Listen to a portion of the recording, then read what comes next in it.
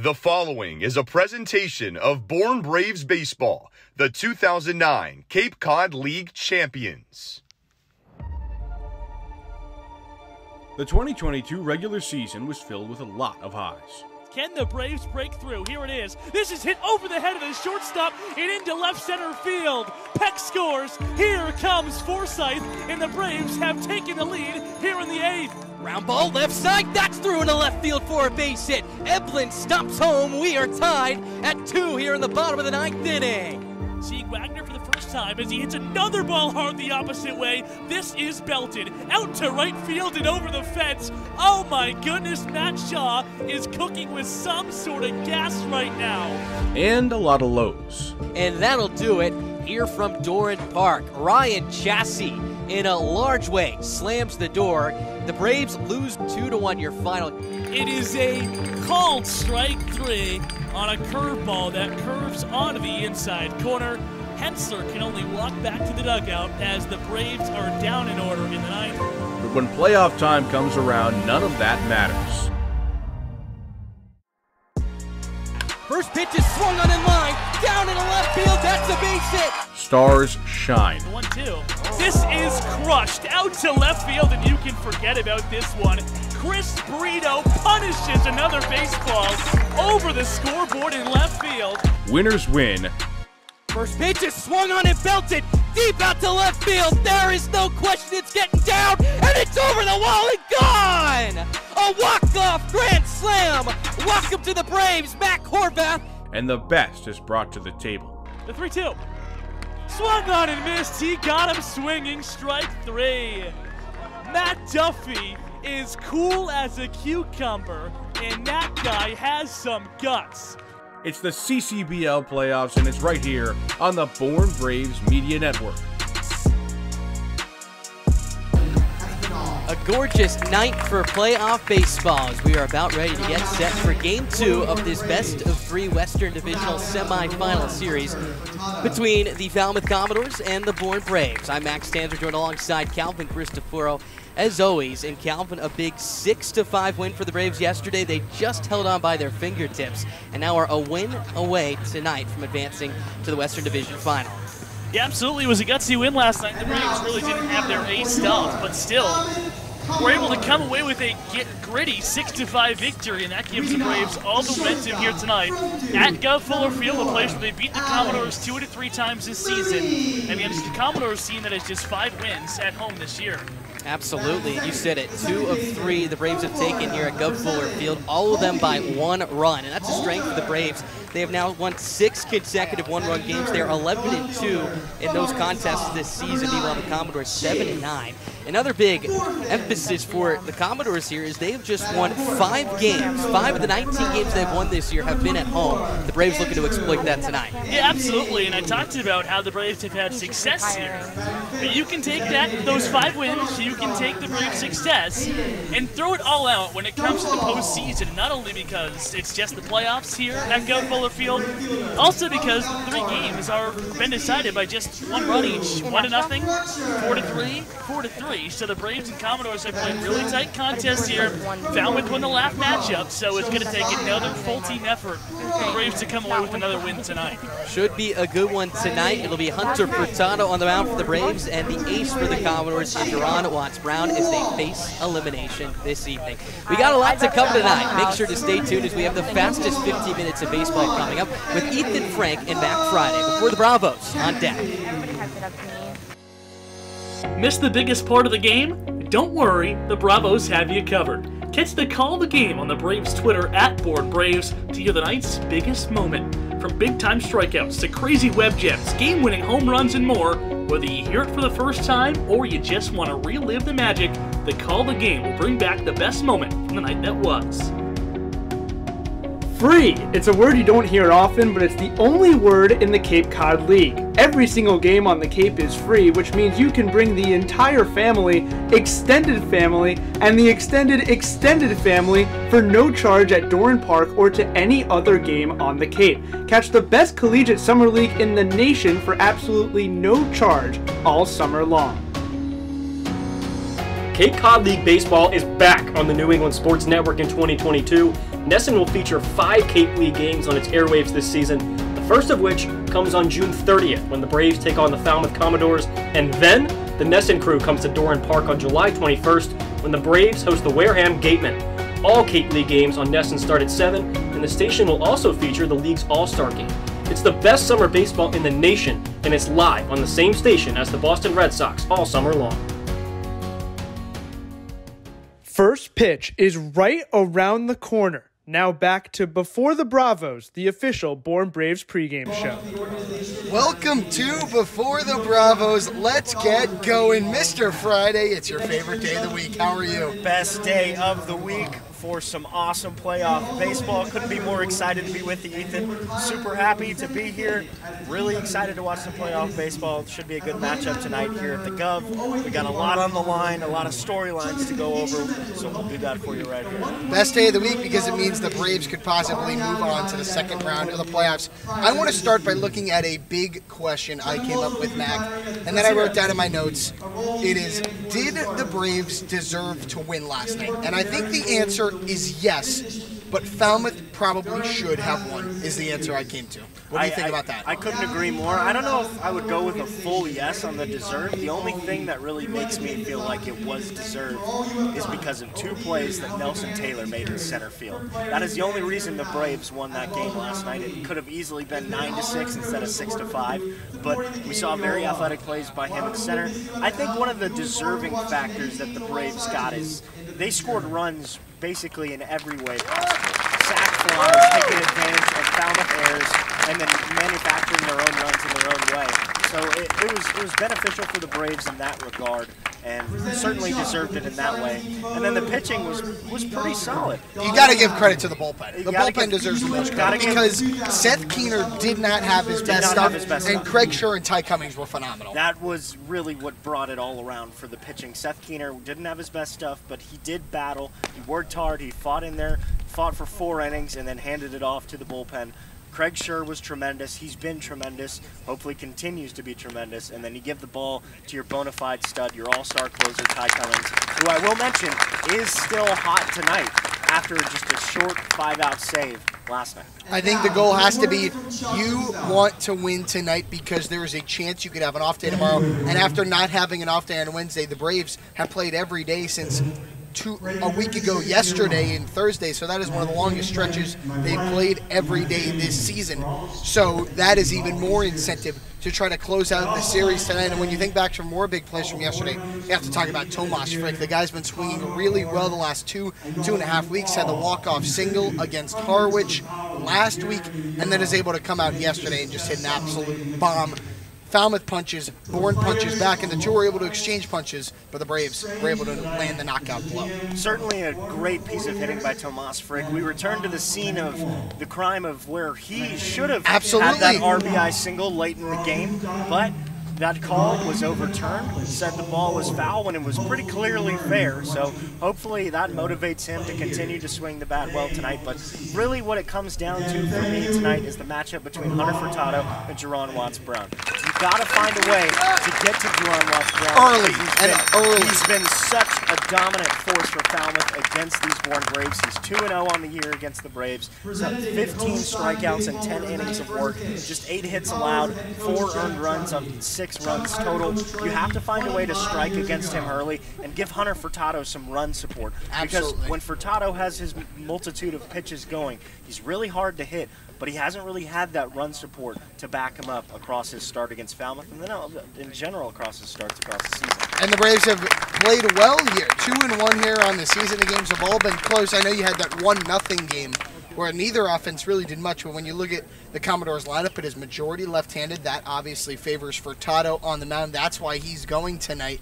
And I think if you're the Braves, you have to get up and going early, because if you let Jerron Watts-Brown get in a groove, it is really hard to get to him. I think, frankly, they were lucky to get to him in the 6th inning when they did that first time they faced him. Yes. And then the second time at Doran Park, they weren't able to get to him at all. So you have to get to him early and get Falmouth into its bullpen, because that is where the Braves will make their money. This is really the key game of this series that I would like to identify, because you don't want to play a game 3 back at Bourne with the way Falmouth has played on the road and the way they've played here at home. And they'll have the momentum. Exactly. Just 5 wins at home in total for this Falmouth squad throughout the regular season. You have to find a way to win this game so you can get the off day, you can recuperate, you can refresh, and continue to go across the playoffs and play well at Doran. You don't want this game to go back to Doran Park. This is going to be a hot take, Mac. Today is a must-win if you're the Braves. I think the winner of today's game will win this series. That is my prediction. I agree with you. I don't think that that's that hot of a take. I actually think that's a pretty realistic take. I'm right there with you. Thank you very much. So there you go. Thank you very much. You mentioned how the Braves have played well here at Gov Fuller Field this season, and we saw that first game, 1-0, Matt Shaw, a solo home run. It feels like he hasn't gotten that big hit over the last week plus or so, and he was named MVP yesterday. I don't know how much that does for him. He's a big team guy, but I think he likes hitting the ball here, and I think it's possible we see a big night from Matt Shaw. Certainly, he's the barometer that leads the way when it comes to success against Falmouth. You look at his average, a .474 average across the regular season and a 1,200 OPS against the Commodores, and as well, he's a force on the road, too. A .408 average of 1,200 OPS, 29 hits and 71 at-bats with 5 home runs and 12 ribbies on the season on the road. So he is the guy that goes. You have to follow him on the road. He sets the tone. I expect to see a lot from him tonight. I'm really interested in this lineup tonight because it is not one that I think we've seen this entire season. Obviously, you have Josh Grau in there who just came around a couple of days ago. But when you look at this lineup, Mac, it is confusing to me why Nelson Taylor is not in there, especially against a right-handed starter in Watts Brown. Yeah, it can be a little bit confusing. I think Scott Landers wants to get Bryce Evelyn back in the lineup at third. He doesn't really want to have John Peck in there with the way John Peck has been swinging the bat, striking out a lot. And I think really the plug-and-play option is that this lineup hinges on Ryan Enos. Enos has been playing very well recently, and you put him in right instead of putting him at third because that's the way you want to have Bryce Evelyn, JKG, and Matt Shaw all in the same lineup. So you have to have Ryan Enos in there somewhere. Landers' his guy. He goes with him. And he's trusting Enos in right over Moylan in right because Moylan has had, I would say, more than trouble in right field this season. Yes, certainly. So I would think that it hinges on the decision to put Ryan Enos in there instead of Nelson Taylor, and you get the big lefty on righty matchup with Josh Moylan. Hopefully he matches right-handed pitching like he has earlier in the season. Big risk by Scott Landers putting Moylan in the way he's been swinging. I really like the last couple of swings he had against Katuitt on Wednesday. Potentially a big reward, though. Absolutely. If you have Big Crank in there and he does well against the right-handed pitching, he can swing it well. So there's always that possibility, and that's a risk that you potentially take today for a big reward. He did not play the last time out when the Braves faced Jerron Watts Brown, so it'll be interesting to see how he matches up against them. But you would think naturally a left-handed hitter against a right-handed pitcher is a matchup you would want to face. And I think that went into the decision to have Scott Landers swing Moylan instead of Taylor, because Taylor, we've known him for his defensive presence thus far, and he's been working on his offense, but in this situation, I don't think you can't not play a guy like Big Crank in this situation. And this is a ballpark where the ball is going to fly. It is a hot, steamy night. The wind is blowing out of the ballpark. We've seen home runs. We even saw Alan Espinal hit a home run. There you go. I talked to him before the game. He's getting the start behind the plate tonight. He said he likes to hit in this ballpark. He's excited that he's getting the start tonight. I certainly hope that Alan Espinal carries on the performance that Tomas Frick had yesterday at the dish. It seems like these two catchers have started to figure it out at the plate over some time. Maybe not the results that they've wanted across the entire summer, but it looks like they're swinging the bats at the right time with the way that they have been, especially Frick. So if that continues on, and then Espinal had a great game against Katuitt as well. 3 singles, a couple RBIs, a really good performance from him. He just needs to carry on that into tonight. Absolutely. We're getting closer and closer to first pitch. So, Mac, a prediction for tonight. Do you think the Braves close it out? I do think the Braves close it out. I think they close it out in a close game. I'm going to go 5-3. What else would you expect between the Commodores and the Bravos? That will do it for Before the Bravos. That's Mac. I'm Ethan. Calvin and Max have the call. I'll join them throughout the game, and be sure to read Mac's post-game recap at bournebraves.org. We'll see you later. Enjoy the game. The Bourne Braves will be holding youth clinics this summer. They're for boys and girls ages 5 to 12, plus we'll offer 1 week of clinics for ages 12 to 15. For more information, visit the 50/50 table near the concession stand or visit our website at bournebraves.org. Win or lose, there's always a Brave that sticks out on the field. Head over to our YouTube channel by searching the Bourne Braves, or head to @BourneBraves on Twitter and catch the post-game interview every night with a player of the game on game night with me, Ethan Frank. And as always, you have a say on who gets to chat with me. Tweet at us @BourneBraves and use the hashtag Player of the Game to submit your pick for the POG. The stars of the Bourne Braves can't perform well with an empty stomach, and neither can the best fans in the Cape Cod League. Hungry at Doran Park? Visit our concession stand down the third baseline, serving your favorite ballpark classics, including hot dogs, hamburgers, popcorn, cold drinks, and more. The concession stand at Doran Park is the place to go, because the only thing better than watching the Braves live is watching the Braves live with a hot dog in your hand.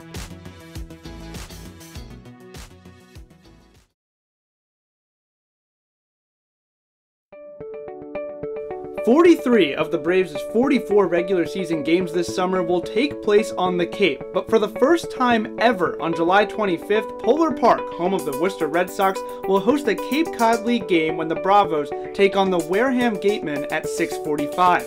Gates open at 5:45, and admission is $10 to watch the Braves take on a West Division rival on an even greater stage. The Braves are the reigning champs of the Cape Cod League West Division, but the West in 2022 is loaded again and as wild as ever. With 6 games against Hyannis, Wareham, Falmouth, and West Division runner-up Katuitt, it's a packed slate against the 2021. This will be the first since 2019 with a full 44-game schedule and an 8-team playoff. That means you can catch the Braves squaring off with each team in the West 6 times and each team in the East 4 times. It's a jam-packed slate for the Braves in 2022, and you can check out the squad's complete schedule on our website, bournebraves.org.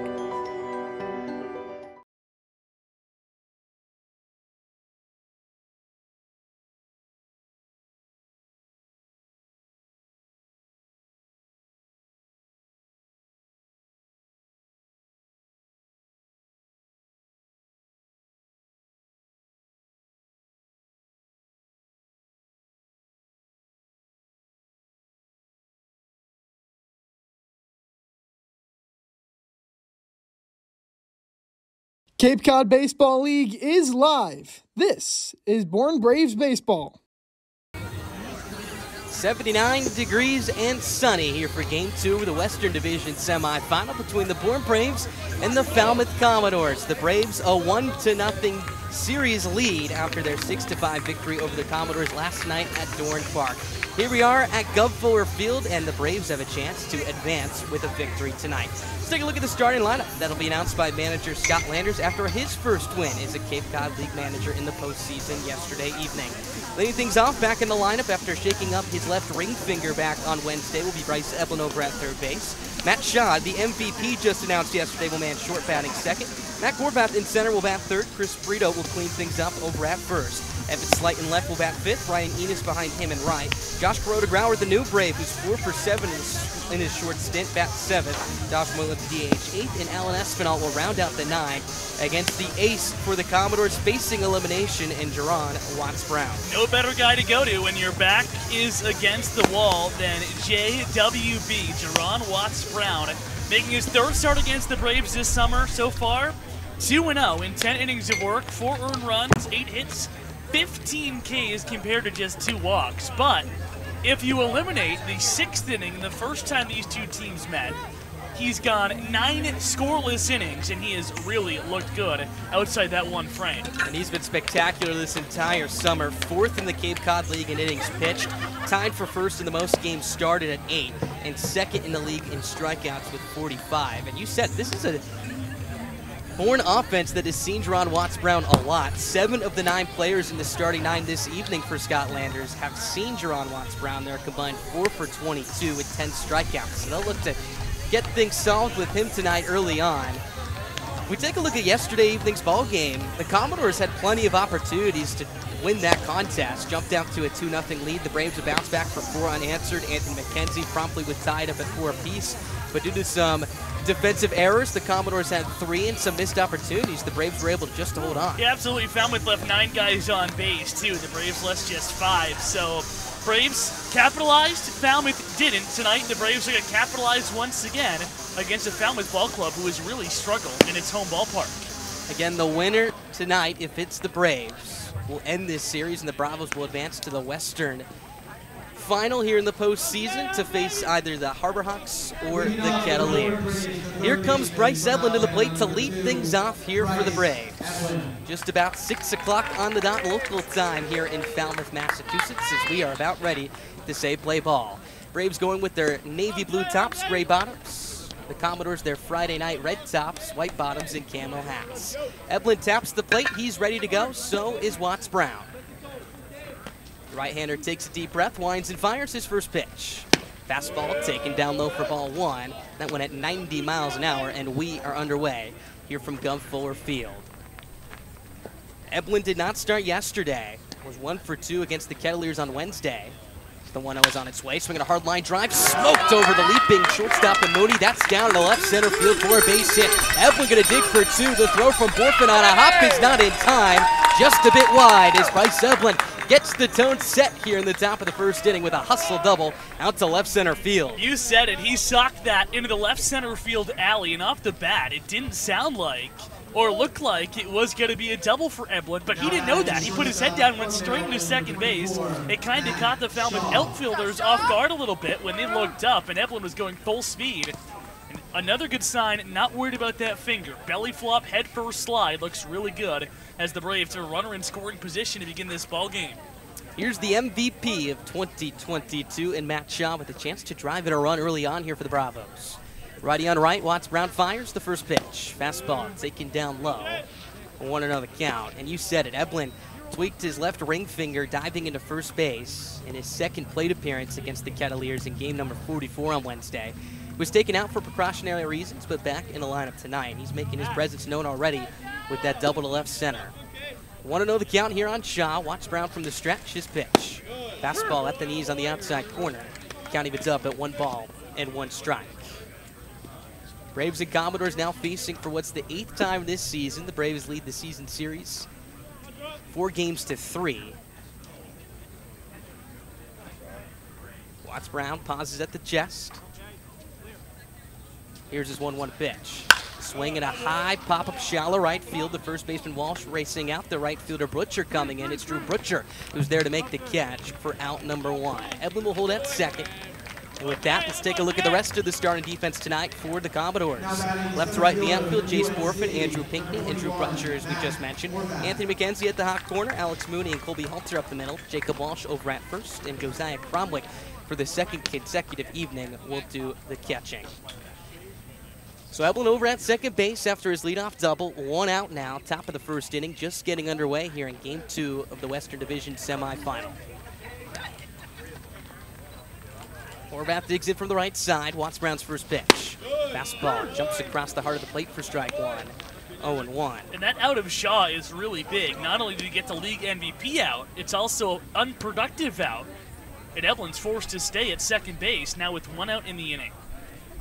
Horvath looking to extend his inning streak to 5 games tonight. Would love to drive in a run on top of that as well.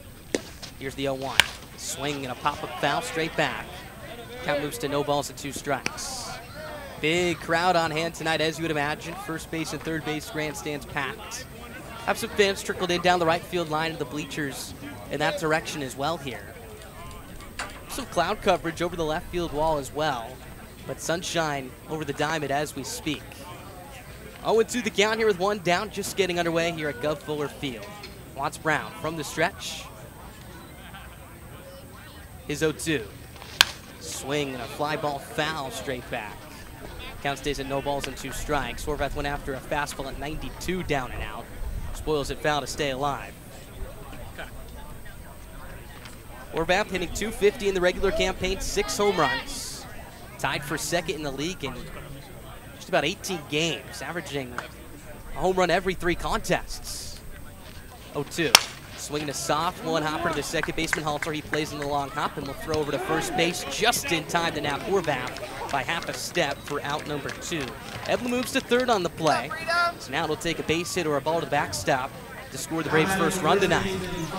This is pretty similar to how the game in Katuitt started on Wednesday.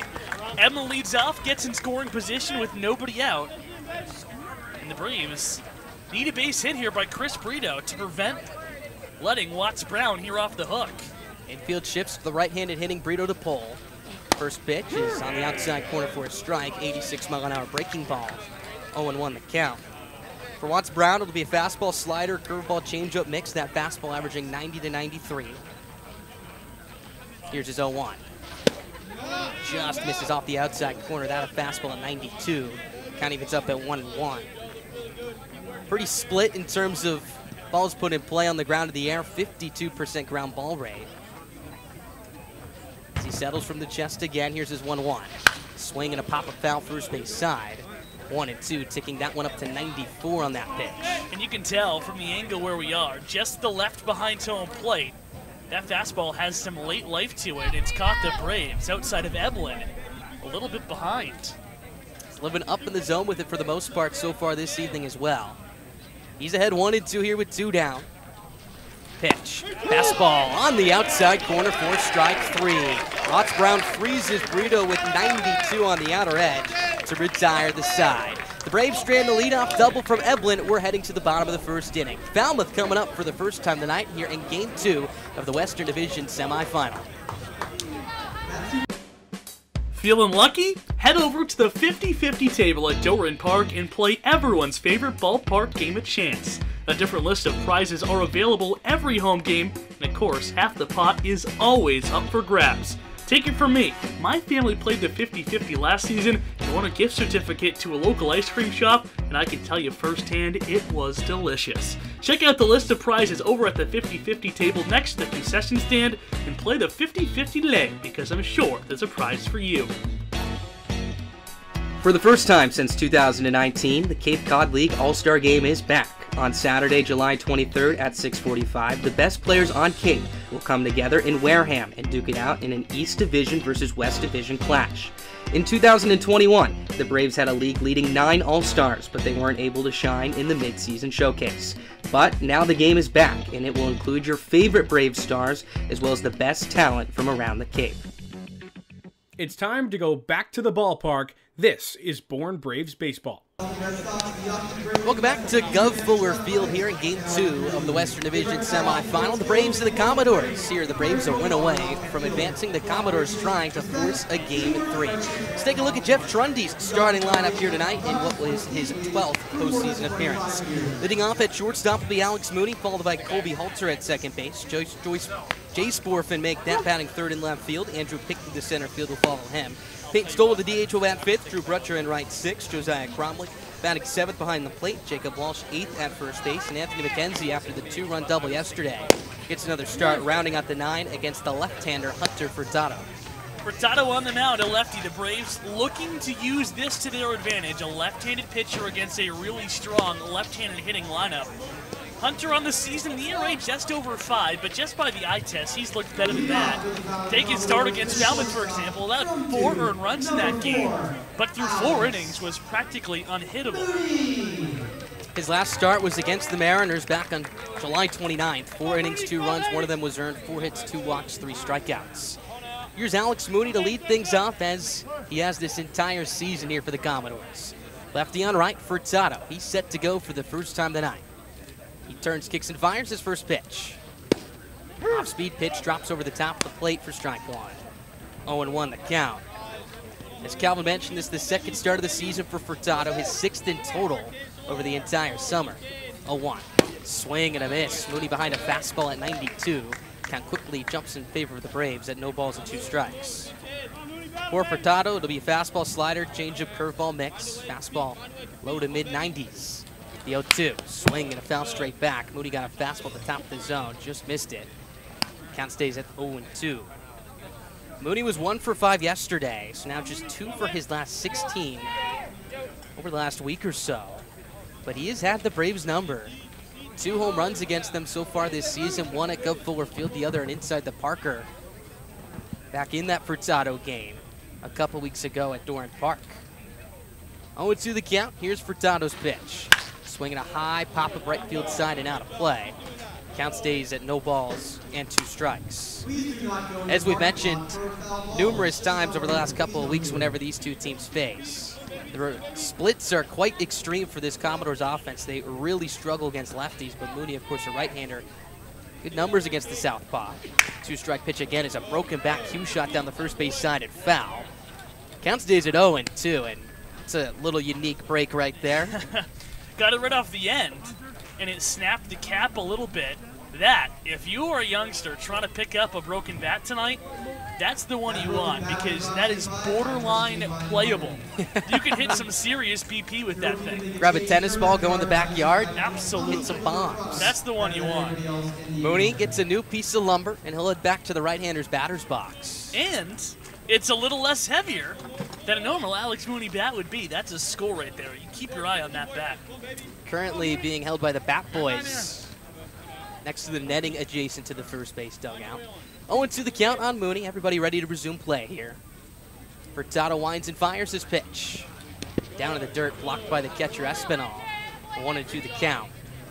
The Braves' top of the first inning was very reminiscent of the Commodores' top of the first last night. Braves, of course, had the leadoff double from Eblin, would strand him in scoring position. Mooney, on the first pitch he saw from Seth Keener last night, singled to left, stolen to second base, and was stranded in the top of the Commodores first. 0-2, make that the 1-2 as a fastball upstairs, ball 2.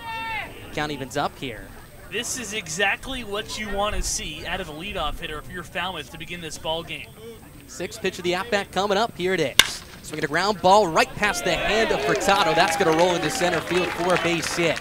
Alex Mooney, a quality AB to say the least. Knocks one right up the box, and Furtado almost got a piece of it with his outstretched left hand. And once it got past him, rolled into center for a knock. Really good at bat, and Mooney wins it there. 8-pitch at bat by Alex Mooney. And Falmouth, for the second straight night, gets the leadoff man on to begin the contest. And Mooney can run. 15 stolen bases on this summer. We mentioned it. One came yesterday in the first inning. Here's Colby Halter, 1 on, nobody out. Scoreless bottom of the first. First pitch is swung on its skied out to left field. Evan Slight trailing back towards his right.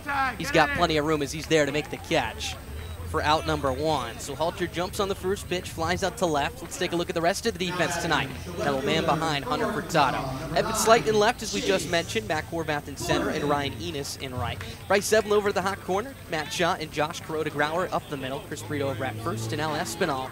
After Tomas Frick got the catching duties yesterday, Espinal back behind the plate tonight. Here's Jace Borfin with 1 away, another left-handed hitter.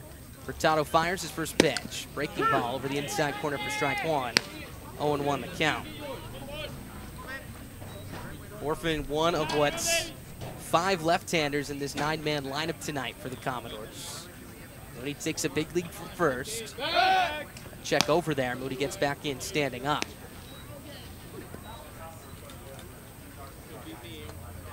Orphan was 0 for 5 yesterday against the Braves, did strike out as well. Now 3 for 17 against the Bravos this summer. Here's the 0-1, runner goes, and Mooney's picked off. Brito picks it up, throws to second, shot, covering, tag applied, they got him. Alex Mooney caught in a rundown as the left-handers for the Braves continue to pick off base runners left and right. And now Scott Landers is going to come out and have a conversation as there was a balk called on the play.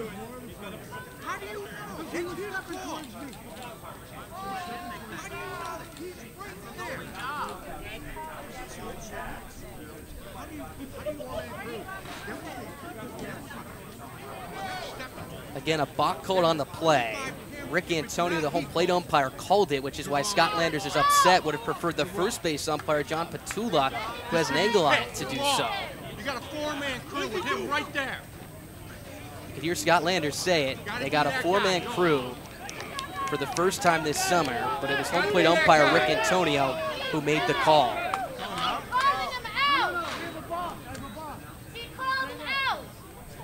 So Mooney at second after He was picked off by Furtado. It was ruled a balk on the left-hander, and that's a big development. Moody now in scoring position now with one out here for Jace Borfin. 0-1 the count. As the go-ahead run here at the bottom of the first is in scoring position here for the Braves. Here's the pitch. Swing and a pop-up left field side and out of play. 0-2 the count. So it seems that we're averaging at least one altercation per game between these two clubs. These two teams really play it tight, and it always seems that these two have a flair for the dramatic. This could go one or two ways. Either Hunter Furtado gets out of this inning, and that will fire up the Braves bullpen in offense getting out of this inning, or Falmouth takes advantage. 0-2. Upstairs and in with a breaking ball. 1 ball, 2 strikes. And when you get into the postseason, you can even use yesterday as a prime example. The little things matter the most. And that balk call could be imperative moving down the stretch here. Still plenty of game left, though, just getting underway. 1 down here in the bottom of the first, still scoreless. Furtado from the stretch is 1-2. Swing and a miss for strike 3. Climb the ladder with a fastball. Got Borfin to try and reach up to the top shelf right there to no avail, however. Strikeout number 1 for Furtado. 2 down now for Andrew Pinckney. Big out in Borfin, but now you got to deal with Pinckney. This guy just wakes up with multiple hit games. A 2-for-4 night last night. To my money, up there with Moody and Halter as the toughest outs in this Falmouth offense. He's 7 for 24 against the Braves this summer. Hit at a .240 clip in the regular season. Moody will be going on contact with 2 down over there at second base. First pitch. Change-up taken down away. 1 ball, no strikes to count. The Braves stranded Eblin in scoring position back in the first. The Bravos would love to return the favor here to the Commodores in the bottom half of this frame. 0-1 pitch. Swing and a miss. Strike 1. County puts up at 1 ball and 1 strike. A good breaking ball down towards the back foot of Pinckney. A couple of college teammates going at it. Pinckney and Furtado, both from Alabama. The Braves left-hander got the best of him first time around, an 0-for-2 performance for the batter Pinckney against the pitcher Furtado. Wide open right side of the infield, the 1-1. Swing and a tapper foul straight back. 1 ball, 2 strikes. So if Pinckney can sit back and drive one the other way, there's a good chance Moody should be able to score. Your arms left to right in the outfield, Evan Slight, Matt Horvath, and Ryan Enos here. Pinckney, one of the 3 all-star position players in the starting 9 tonight for these Commodores. Would love to come up big here early on. Furtado gets the sign he wants, pauses at the belt. Moody takes off for third. The 1-2's upstairs. Espinal's throw down to third is not going to be in time as Moody slides in safely with his second stolen base of the series. County puts up at 2 balls and 2 strikes. There's a pitch up and out of the zone to Espinal, but he had to reach across his body, which made it a little bit more difficult to pivot towards third, and Mooney just got a really good job. 2-2 the count now, 2 down. Furtado going from the windup. Here's the pitch.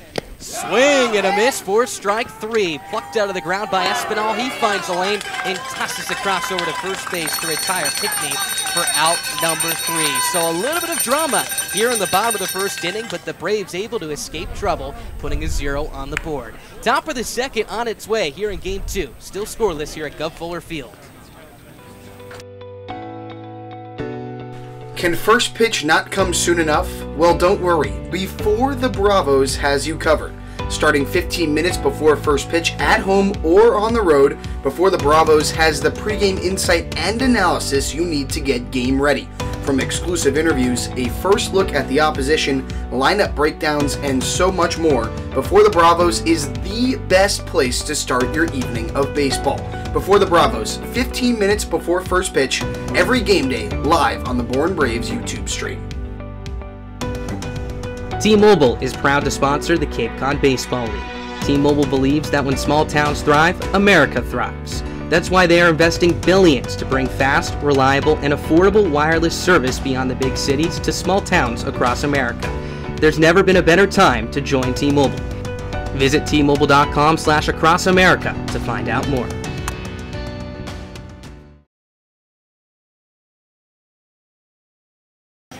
Top of the second, scoreless here in Game 2 between the Commodores and the Braves. Jerron Watts-Brown coming out for his second complete inning of work here. He gets Evan Slight, Ryan Enos, and Josh Kuroda-Grauer here in the second frame. A couple of runners in scoring position stranded on both sides, but both pitchers able to weave out of trouble. So here comes Evan Slight. Evan was 0 for 3 in Game 1 last night with a walk. Now just 1 for his last 18, has struck out 9 times in that stretch. Watts-Brown's first pitch. Swinging a ground ball, softly hit right side. Walsh off the back towards his right, picks it up, shovels to Watts-Brown, covering the bag in time for out number 1. 1 up, 1 down here for the Braves. That sends up Ryan Enos. And at the top of the broadcast, we said sunny skies above. Looked very calm this evening, but some menacing dark clouds hovering over the ballpark now. No rain in the forecast just yet. We'll keep you updated, however. Hopefully getting this ball game in its complete tonight. And the light's starting to flicker on here at the Gov. First pitch to Ryan Enos. Fastball down to way ball 1. 1 ball, no strikes. And those clouds moving over quickly here, starting from beyond the left field wall. Just a little bit of blue on the horizon over the right field foul pole. Here's the 1-0 to Enos. He shows bunt, whips at it for a strike. 1-1 the count. Enos has just been remarkable over the last week for the Braves. Hitting .333 in the regular campaign, a homer and 4 RBIs. He's picked up a knock in 5 of his last 7 contests. Here's the 1-1. Swinging a hard ground ball down the third base side and foul. 1-2 the count. All right. And when Enos came in, we weren't quite sure what his role was going to be, but he has cemented himself as one of the mainstays in this lineup over the last week or so. Well, if anyone knows his game, it's Scott Landers. 1-2. Fastball misses outside. 2-2 the count. Of course, Enos playing 4 years at SUNY Oswego. I think it's safe to say the best to play for that program. 2-2. Swinging a high pop-up straightaway center field, fairly shallow. Andrew Pickney scampers in to make the catch, chest high. 2 away. Here for Watts-Brown in the second. So here comes JKG to the plate, Josh Kuroda-Grauer, and his first impression has been positive to say the least. 4 for 7 in 2 games for the Braves so far, 2 RBIs. Was 2 for 3 yesterday with a sacrifice fly as well. He digs in from the right-hander's batter's box. Watts-Brown's first pitch. Fastball well upstairs, buzzes the tower of JKG. 1-0. Kuroda-Grauer at second base tonight, spent the majority of the season at shortstop in the NECBL. Here's the 1-0. Breaking ball drops over the outside corner. Count evens at 1-1. And very much like Ryan Enos, his ability to control the zone and put the ball in play has been really good so far through his small sample size. Here's the 1-1. Swinging a line drive, softly hit foul over towards the first base side. 1-2 here with 2 down. Still scoreless, top of the second inning here in Game 2 of the Western Division Final. A win for the Braves tonight advances them to the Western Final. 1-2. Swinging a pop-up behind home plate. The catcher and Cromwell will give it a look, but it will hop out of play. Count stays at 1-2. The winner of this series will face off against the winner of the Kettleers Harbor Hawks series. Hyannis holding a 1-0 series lead as we speak. 1-2, swing and a miss for strike 3. A sweeping slider gets Kuroda-Grauer to chase. That will end the inning. Watts-Brown faces the minimum here in the top of the second. We're heading to the bottom of the second. Hunter Furtado coming out for his second frame of work when we return. You know what Pete Alonso, Kevin Youkilis, and Lou Merloni all have in common? Go ahead, take a guess. Yeah, that's right. They're all former Bourne Braves. The list of famous Bravo alumni is lengthy and it's growing fast. Take 2021 Major League Baseball first overall pick Henry Davis, for example. He was on the Cape just 3 summers ago, back in 2019. So make sure you don't miss out on watching the future stars of tomorrow today. Admission to all games at Doran Park and around the Cape Cod League is free.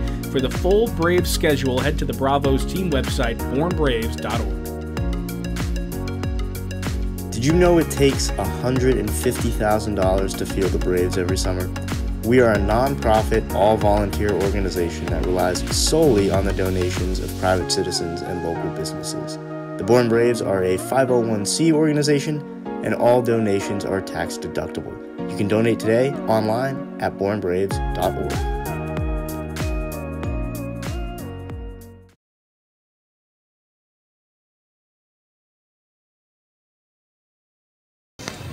We've got a scoreless ball game as we enter the bottom of the second inning here at Gov Fuller Field in Falmouth. The Commodores playing host to the Braves here in Game 2 of this best-of-3 set.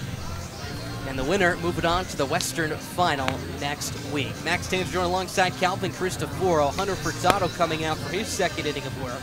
After allowing the leadoff single from Moody and a controversial balk call, was able to weave out of trouble. Yeah, second straight night, Moody has been left on third base in the first inning for Falmouth. The Braves have done a really good job as a collective pitching staff getting through the top of the Falmouth order. It's been the bottom half of this Falmouth lineup that gave the Braves trouble last night. Be 5, 6, and 7 here to face Furtado in the second. Lights now shining bright here on the diamond with the dark, stormy clouds above. Furtado's first pitch. Fastball taken down, low ball 1. 1 ball, no strikes to count. Just feels like a different sort of energy with the weather change so quickly over the last 10 minutes. The 1-0 is a fastball on the outside corner. Count evens up at 1-1. In pregame, it was everything but cloudy. Just about 81, 82 degrees. Not too much wind. But that has been flipped on its head as of late. 1-1 is a breaking ball that clips the outer edge. 1-2. Stovall was 0 for 2 yesterday with the run scored. He's 4 for 20 with just 1 strikeout in those 20 at-bats against left-handers. Next pitch, look at that. 1-2 is swung on and missed for strike 3. Blocked by Espinal. He picks it up and finds the lane. He'll toss over to first base in time for out number 1. So Stovall strikes out for the second time against a left-hander this year. That's the 3rd punch out in a row for Hunter this evening. 1 down here in the second. It was punching tickets left and right when the Braves and Commodores played at Doran Park a couple weeks back, getting that strikeout pitch against the Doors back again tonight. Here's Drew Brutcher now with 1 down. First pitch is a heater taken down low for ball 1. For Furtado, that slider has been his best swing and miss pitch, a 54% whiff rate. 7 of his 19 total strikeouts have come on that slider as well. He steps off the mound, cleats his left foot and right foot in that order into the third base side of the rubber. He's ready to go. 1-0 the count here with 1 down, scoreless, bottom of the second. His pitch, swinging a high fly ball, left field and deep. Evan Slight trailing back in front of the wall, readjusts, lays out. Did he hold on? Yes, he did. Evan Slight, a victim of the wind right there, it looked like. Started to go back, had to readjust in, and then towards the right field line. Make that the left field line, laid out, was able to make the catch for out number 2. Wind is going to be trouble tonight. When we got to the ballpark, during batting practice, the wind was blowing out to right field. Now, with the clouds coming in, it's blowing in from left field, so a complete switch. Here's Josiah Cromwick with nobody on and 2 down. First pitch. Swinging a hard ground ball to third. Picked on an in-between hop by Eblin towards his backhanded side. His throw to first is high. Brito can't handle it. Keeps it in front of him. But safe at first is Cromwick. That'll be an E5 on the usually sure-handed Bryce Eblin. This time the throw getting him. Yeah, and he made a really good pick, too. All he needed to do was toss it across the diamond, but it was too tall for Brito, who tried to snatch it with the glove over there. Put leather on it, but couldn't come down with it as it trickled in front of him. So now Falmouth has an opportunity to take care of a Braves mistake here in the second inning. So here's Jacob Walsh with 2 down now. Cromwick takes his lead from first. That's the second time he's reached in this series.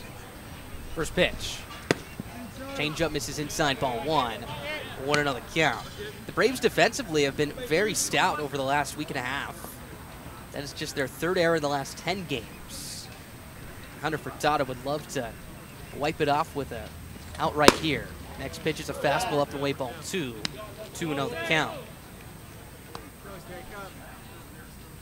Walsh was 2 for 4 yesterday with a couple of RBIs. Has torched the Braves this season at Doran Park. 2-0. Fastball on the outside corner. 2-1. Good news for the Bravos, playing this one at Gov Fuller Field. In total, Falmouth first baseman 9 for 28 with 2 long balls against the Braves. Here's the 2-1. Swing and a miss. Nasty breaking ball jetting down towards the dirt. Smothered by the catcher Espinal. Count evens up at 2. So Furtado has 3 punch-outs on the night already through an inning and 2/3. Would love to cap the second with number 4 right here. Cromwell takes his lead from first. 1-2. Swinging a broken back tapper to second. Kuroda Grauer charges, plays in the long hop, and will flip it over to the first baseman Brito. That is in time to retire the side. No runs, no hits, 1 error, 1 runner left on here for the Commodores in the bottom of the second. Running to the top of the third. Zeros on the board all the way through here at Gov Fuller Field.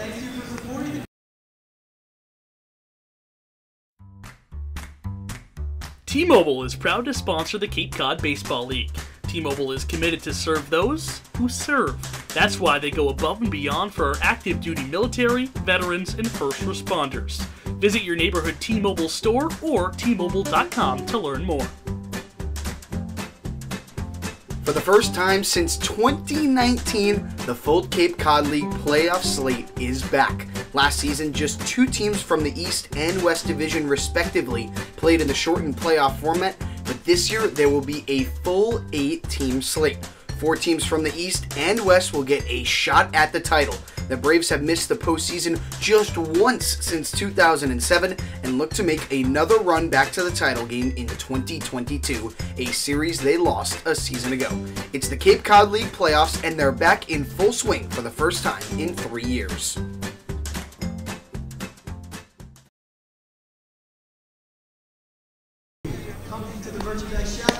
Scoreless game, top of the third inning at Gov Fuller Field in Falmouth with Max Tanzer. I'm Calvin Cristoforo. Game 2 of the West Division semifinals here in a 3-game series. The Braves took Game 1 at 6-5 last night and look to eliminate Falmouth with a victory here at the Gov tonight. It's going to be a tough task. Jerron Watts-Brown, one of the best here in the Cape Cod League this entire summer. Since the leadoff double from Evelyn, he's retired 6 in a row, and there hasn't been much hard contact so far from the Braves. They're going to have to try and catch that fastball out in front. He's been sharp, including a 1-2-3 second inning. The newest Oklahoma State Cowboy, Watts-Brown, just committed this week, transferring from Long Beach State to OK State. He'll face 8-9-1 Moylan, Espinal, and Evelyn here in the third. Moylan, the Braves DH tonight, didn't play in Game 1 last night. A 160 hitter on the regular season, but does give you power, especially against righties. 3 long balls on the year, all against right-handed tossers. The big lefty stands in. Watts-Brown's first pitch. Fastball, swing and a miss by him for strike 1. Watts-Brown's fastball has lived in the low 90s, that one at 92 to begin the at-bat with Moylan. The 0-1. Fastball again at 92, and this one gets the inside corner. Quickly, it's 0-2 here on the Braves DH tonight. And if he lives glove side with that heater and pinpoints it like he just did, it's going to be a tough night for the Braves. Watts-Brown looks into the dugout. Now it is catcher Cromwell. Gets his sign, takes a deep breath. His 0-2. Swing and a miss. 3 straight fastballs by Josh Moylan, and the Braves' big lefty is retired to begin the top of the third inning. First up through the order so far, it's really just been that fastball. He's mixed in a handful of breaking balls. We'll see if he flips it second time through, but the Braves just have not proven to be able to catch up on that heater so far. So one is gone, base is empty, and here is the red-hot Alan Espinal. First pitch he sees. Chop to second. Gonna be a tough play for Halter. On the run, he fields it in one motion.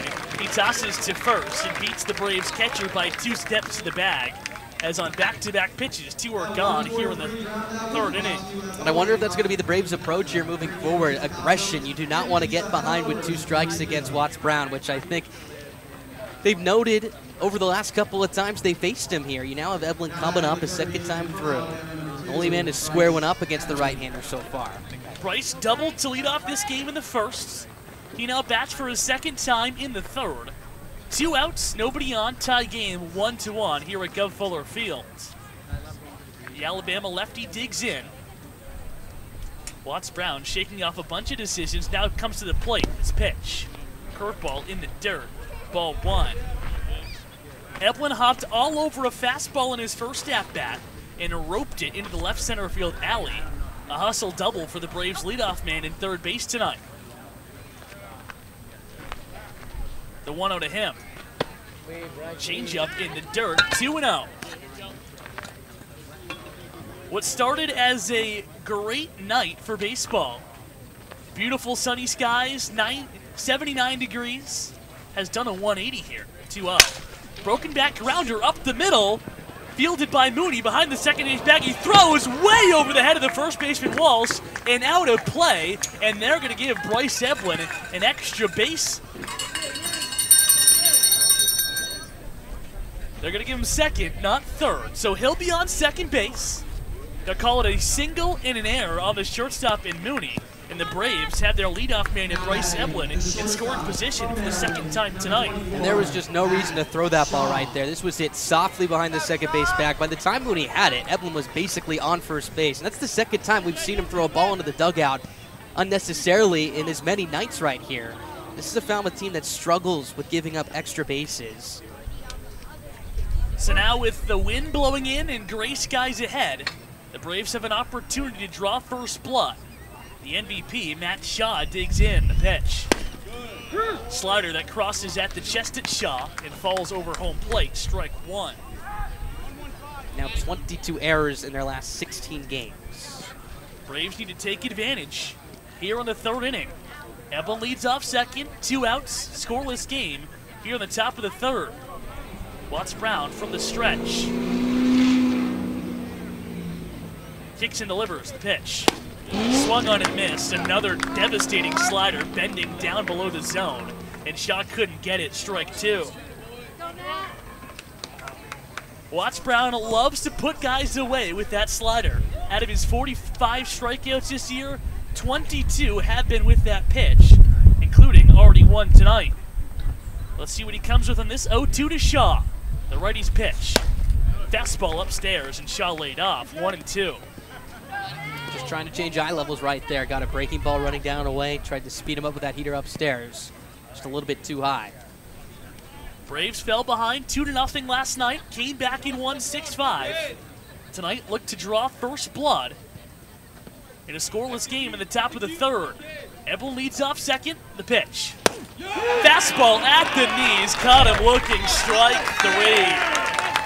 Jerron Watts Brown is continuing to deal against the Braves and deal against the Braves with confidence. He walks off the pitcher's mound with some swagger to him as he leaves another runner in scoring position tonight.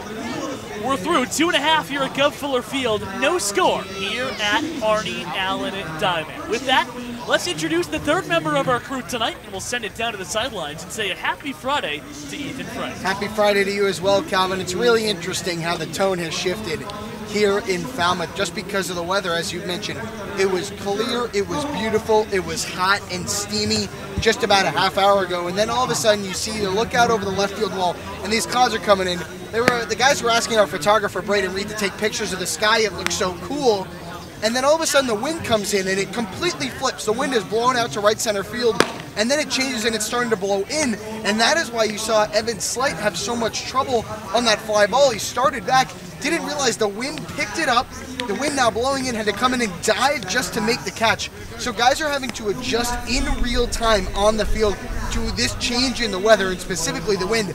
But I think wind blowing in favors the Braves. This is a team that doesn't really hit that many home runs as it is. They're a team that relies on small ball to score a lot of the runs as well as outsmarting their opponents. So I think this plays into the Braves' advantage, but going up against Jerron Watts Brown is a tough task nonetheless. Well, both sides are going to need to adjust with the wind tonight, Ethan. Thanks so much. Started blowing out like Ethan alluded to, now coming in under suddenly gray and dark heavy skies at Gov Fuller Field. Bottom of the third inning, no score here at the Gov. Hunter Furtado back out there for his third inning of work, and will square off with 9-1-2 Mackenzie, Mooney, and Halter here in the Falmouth order. Furtado works from the wind and kicks and delivers. His pitch below the zone, a breaking ball for ball one. Mackenzie, the switch-hitting third baseman, hitting righty against the left-hander in Furtado. Had a 2 RBI double in Falmouth's loss last night. 1-0. Fastball at 89 miles an hour right down Broadway for strike one. This is a guy you got to take care of tonight. He's really seen it well against the Braves, now 7 for 15 against them with that double last night. Furtado's 1-1. Chop to short. Shaw fields it on 2 bounces, makes the easy toss to first, and beats McKenzie for the first out here in the bottom of the 3rd inning. Now batting, the shortstop from Duke, number 4. So 1 is gone here in the bottom of the 3rd. Base is empty. Back to the top of the foul with order. Here is Alex Moody, the exciting shortstop, who singled up the middle to begin this ball game off for Tato. That was a really good at-bat, but no one else in the lineup has been able to turn a fastball around. First pitch this time in the dirt for ball 1. It was an 8-pitch battle to lead off this contest, and Moody won it with a squared-up, bounding ball back up the chute to get the Commodores offense going. But Moody was stranded on 3rd to end the 1st. The 1-0. Slider that catches his zone, a really good pitch coming down and into the right-handed hitter. 1-1. That's always going to get you. Fastball 89-91, slider around 82, and that slow curveball that's mid to upper 70s. The lefty's 1-1. Fastball up and away for ball 2. His pitches do have a lot of difference in velocities. Fastball in the 90s, has that slider in the low 80s, but can loop in that slow curveball in the mid 70s. It's 2-1.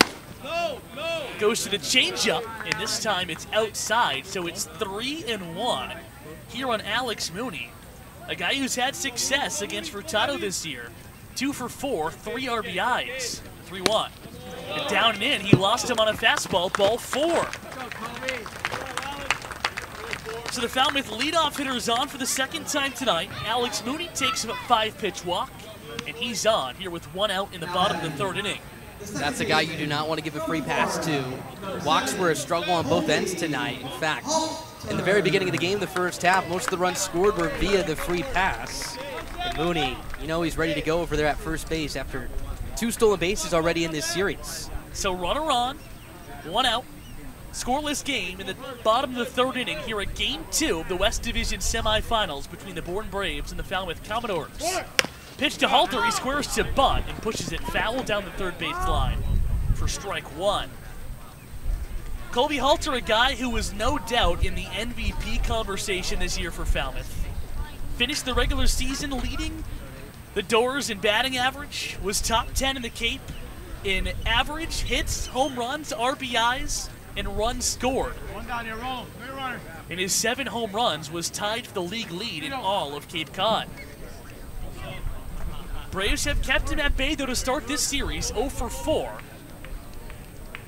In his 3 at-bats last night and 1 tonight. Furtado will look over at Mooney, who's back in. No problem. This is a guy you'll have to keep quiet right here. Again, with the wind blowing in, that's going to play to the Braves' advantage because Halter likes to elevate the ball a lot of pop. One of the gaps scores Mooney here. Another look at Mooney. Furtado being really cautious with him over at first. Back in the 1st inning, Furtado thought he had him picked off, but a late balk call was called by the home plate umpire, Ricky Antonio, making Mooney safe at 2nd. The pitch to Halter's fouled back, and quickly the count goes to 0-2 here on the Falmouth 2nd baseman tonight. You could see Halter slap the top of his helmet after that one, got a fastball center cut at 92, just missed it, fouling it straight back. One he'd absolutely like back, and now he's behind with 2 strikes. And especially being a left-handed hitter, Furtado has him right where he wants him. Up ahead in the count, 0-2. He can go to pretty much anything here. But before the 0-2 offering, another look at Mooney, who's back in without a slide. Runner on, 1 out. No score here in Game 2 of the West Division Finals. Falmouth looking to draw first blood in the 3rd. The 0-2. Slider in the dirt. In for a ball, but a really good block by Alan Espinal, the Braves catcher, who goes down to a knee, blocks it on his chest, and keeps the runner Mooney from advancing the 90 feet. And for Furtado, a guy who loves to use those breaking balls, having confidence in your backstop, very important here. Ability to throw that breaking ball down in the dirt, knowing that Espinal is going to stop it. That's about a couple more options for him. Wouldn't be surprised if you see it again here, 1-2. The pitch goes to the curveball, and this one slap foul just off the handle of Halter's bat. Espinal had an opportunity to squeeze it behind home plate, but couldn't, and they'll do the 1-2 again. You can see Halter is really uncomfortable in this at-bat. He has not been able to put solid contact on any of these pitches, just tapping them foul, just getting a piece to stay alive right there. It's been the theme of this entire plate appearance. It's been back-to-back sliders now, so let's see if Furtado tries to beat him with that big-time fastball up in the zone. He sets his pitch. Is the fastball, and this time Halter's ready for it. He scorches it foul down the right field line. The count remains at 1-2 strikes. Impressive for him to get on top of that one right there, up and running inside, hooking it foul. The Braves lefty with 19 strikeouts on the season. 7 with the fastball, 7 with the slider. He could go to either one here behind the left-handed, in front of the left-handed bat, 1 and 2. Moody leads off first, the pitch. Fastball again, and Halter scorches it foul again. Popping it over the press box behind home plate. And this has turned into a really good lefty-on-lefty bout.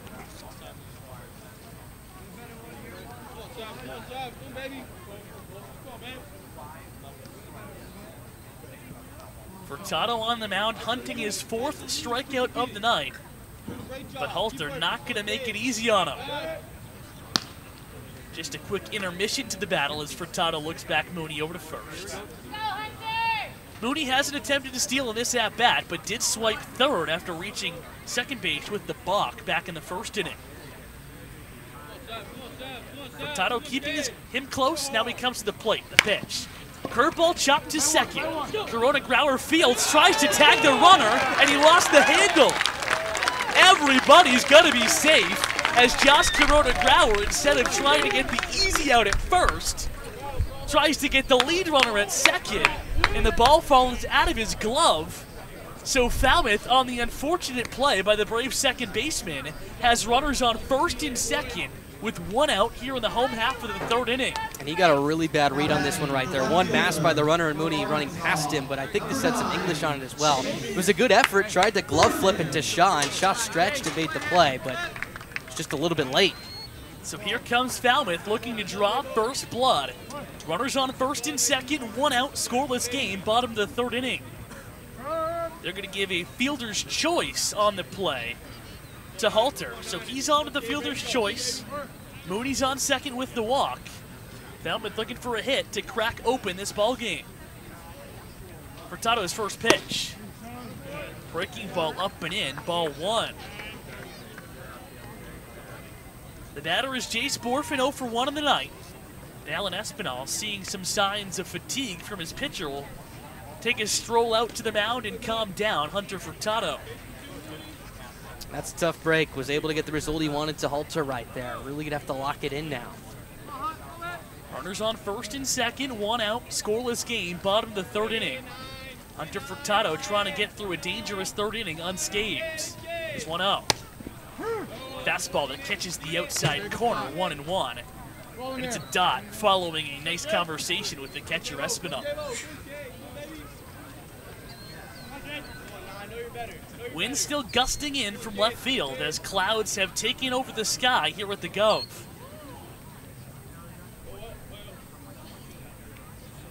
Furtado's 1-1. Breaking ball in the dirt, it squirts away from Espinal all the way to the screen in front of the Bat Boys, adjacent to the Falmouth dugout. Moody to third, Halter for second. So now 2 ducks on the pond here for Jace Bourne and the Falmouth offense. That was a tough one to block right there for Espinal. A breaking ball that just squibbed the opposite direction in which Espinal was anticipating. It had some English on it as well. Now the Braves will draw the corners in right here, trying to cut down a run at the plate. The Doors jumped on the board first last night, took a 2-0 lead early, and look to do so again if Bourne can get a base hit here with runners on second and third and 1 out in the bottom of the 3rd. The 2-1. Swing and a miss. He goes to the old reliable slider. A sharp breaker twisting down and away from the left-handed hitting Bourne. The count evens at 2-2, and now the entirety of the Braves infield comes in. Furtado would love a strikeout or a ground ball right at someone. The big lefty takes a deep breath. Now starts his wind, the 2-2. Swinging a ball, chopped foul down the 3rd base line. The count will stay at 2 balls and 2 strikes. Furtado just got up in the kitchen of Bourne right there. A fastball with the arm side run up towards his neck area. Was very late on it, just got a piece. Furtado went fastball. Now the slider's in play. His 2-2. Fastball again, lined into left field. It's down for a base hit. Moody scores, Halter scores, into second goes Bourne, and for the second straight night, the Commodores draw first blood on the one-out double off the bat of Chase Bourne. He got another fastball, this time at the belt, and he hit a hard line drive down the left field line. That a really good at-bat. You got to give the Commodores a ton of credit here. They've been working counts against Furtado. It has been the prettiest contact so far. They've been able to take advantage of a couple of breaks as well. But they are grinding out these plate appearances. Those are some 2 well-deserved runs. So 2 runs home here in the third. 1 out, runner on second, and Furtado not out of the woods yet. He has to deal with the 5-tool standout in Andrew Pinckney. Pitch, Pinckney squares to bunt, gets it down, it's a beauty down the third base line. Espinal fields and bobbles it, everyone's safe. The Braves catcher picked it up down the third base line.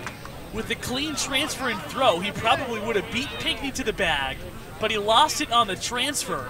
The speedy Falmouth center fielders on what they're going to call an infield single, and runners are on the corners with 1 out as Falmouth looks to take a strong hold of this game, facing elimination in Game 2 of the West Division semifinals. And Brad Cook coming out to the mound right here. Got to wonder if the Commodores want to put a first and third play on right here. You obviously have Furtado, the left-hander, on the mound, so the pickoff move is in play right here. But Pinckney has really good speed over there, and we know the Commodores have struggled offensively over the last few evenings, maybe just trying to steal a run at this point.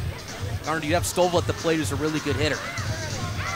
So Furtado started this inning with a ground out to short, then walked Moody. And a couple sloppy plays by the Braves defense, sandwiched between a line drive double down the left field line, has given the Commodores a 2-run lead. And Falmouth thirsty for more with runners on the corners and just 1 out in the bottom of the third inning. The batter is Peyton Stovall, who punched out swinging in his at-bat in the second. Bourne on third, Pinckney on first, just 1 away in the bottom of the third. Stovall swinging lefty on left. Washes a first pitch fastball, myth below the zone for ball 1.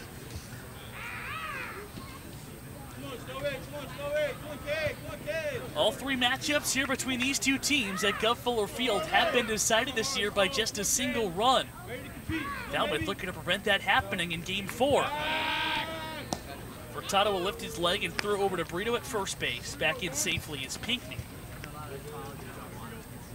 The Falmouth base runner at first, 11 for 11 swiping bases this season for the Falmouth offense.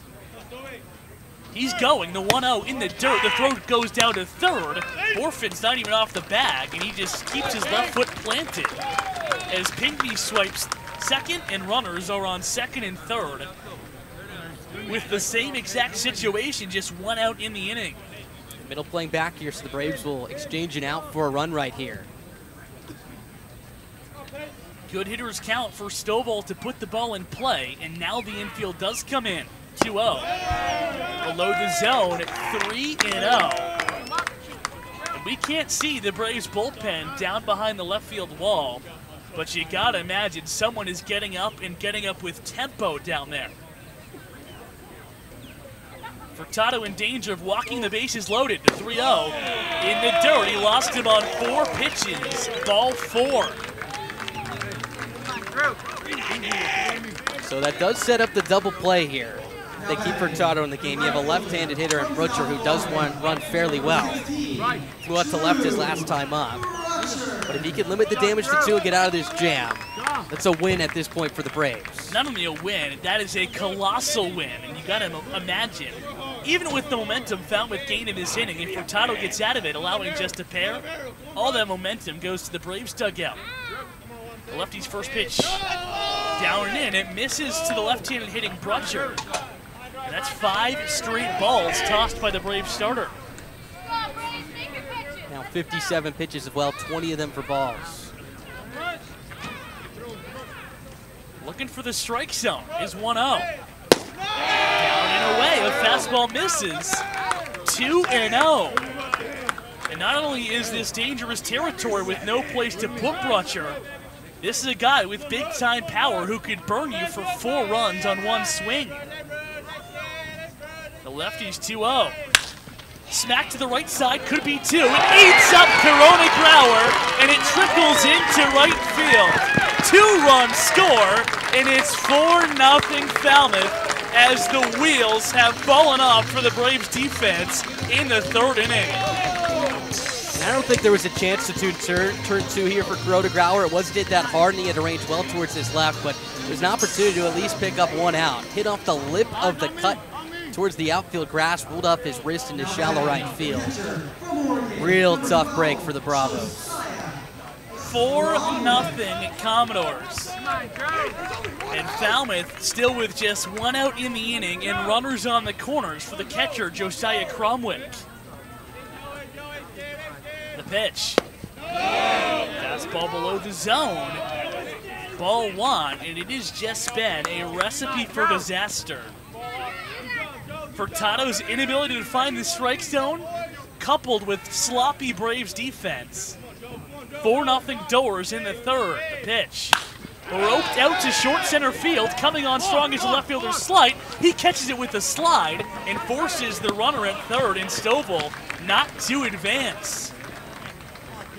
So another good grab by the Braves left fielder who called off the center fielder Horvath to make the sliding catch. And 2 are gone with runners still on 1st and 3rd in the bottom of the 3rd inning. The bigger part of that play, too, is he slid to make the catch, got up quick, and threw a strike to Espinal at the plate to hold over Pickney at 3rd. Make that Stovall. So now it's up to Jacob Walsh for another 2-out RBI. The pitch. Popped up, foul territory, 3rd base side. Eblin gives it a look, but it's into the bleachers. And it's strike 1. Last night, Walsh started the Falmouth offense with a 2 RBI double in the right center field alley. Tonight, the Falmouth offense has gotten started in the 3rd. 4 runs on 2 hits here in this inning. And the home team looking for more in an elimination game here at Gov Fuller Field. Runners on the corners, 2 outs. Furtado's 0-1. Hit hard into the left center field alley. This is trouble. It one-hops the wall. Stovall scores. Brutcher's getting the wave home. He scores standing up. And it's a 6th spot for Falmouth in the 3rd inning. It's 6-0 Commodores. That wasn't a terrible pitch from Furtado right there. A fastball maybe an inch or 2 up and out of the zone, running inside. And Walsh had 1 found a way to get a barrel on it, but 2 to stay on top of it. That was rocketed into the gap in left center field. And just a super difficult inning for Furtado. You're going to have to look back on that 4-6 fielder's choice play to Halter in the 3rd on what should have been at least 1 out that allowed this line to continue for Falmouth. And the Espinal botch of a bunt play. And the Braves second baseman botching a ground ball hit right to him. Add that all up together, 6 runs later, the night is done for Hunter Furtado. Here comes Scott Landers with the hook in Falmouth. A team that didn't take advantage of opportunities last night has taken advantage of a couple of big-time opportunities tonight. A half a dozen runs here for the Doors in the 3rd, and they're not done. Runner in scoring position with 2 outs when we come back after the pitching change from Gov Fuller Field. 6-0 Falmouth, the Doors season. It doesn't look like it's in jeopardy, at least for the moment, when we come back on the Bourne Braves Radio Network. The Bourne Braves will be holding youth clinics this summer.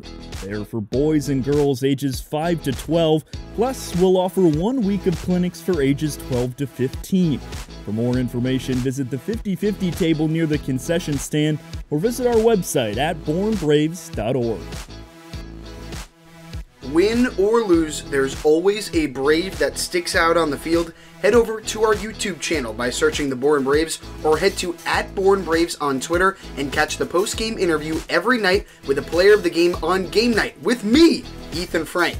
And as always, you have a say on who gets to chat with me. Tweet at us @BourneBraves and use the hashtag #PlayerOfTheGame to submit your pick for the POG. The stars of the Bourne Braves can't perform well with an empty stomach, and neither can the best fans in the Cape Cod League. Hungry at Doran Park? Visit our concession stand down the third baseline, serving your favorite ballpark classics, including hot dogs, hamburgers, popcorn, cold drinks, and more. The concession stand at Doran Park is the place to go, because the only thing better than watching the Braves live is watching the Braves live with a hot dog in your hand. Now back to Bourne Braves baseball. Falmouth trying to fend off elimination tonight at Gov Fuller Field, and they've taken control of this game. 6-0 Commodores after 6 third-inning runs, and the Braves aren't even out of the third frame. The night is done for Hunter Furtado, and it's Justin Baines, the righty from the prestigious University of Maine, coming in to try to get the final out of this inning. Falmouth has batted around, so it's Anthony McKenzie up for the second time this inning. The righty's first pitch to him. Fastball inside, ball one. For Baines, one outing that was against Katuitt on Wednesday, tossed a scoreless frame. Just trying to get out of this inning right here. Walsh, who just doubled in a pair of runs, leads off a second. Falmouth looking to add the extra point here in the third. The pitch. Swing and a miss. A nasty, sharp-breaking slider working down at the knees. The left-handed hitting McKenzie for strike one. And statistically, McKenzie worse from the left side of the plate than the right this year, so a good move from Landers to bring in the righty. Baines sets at the chest, looking for the final out of the third. The pitch. In the dirt, it skips the backstop, but off the brick. And Espinal, who had a shot at getting Walsh, loses the handle.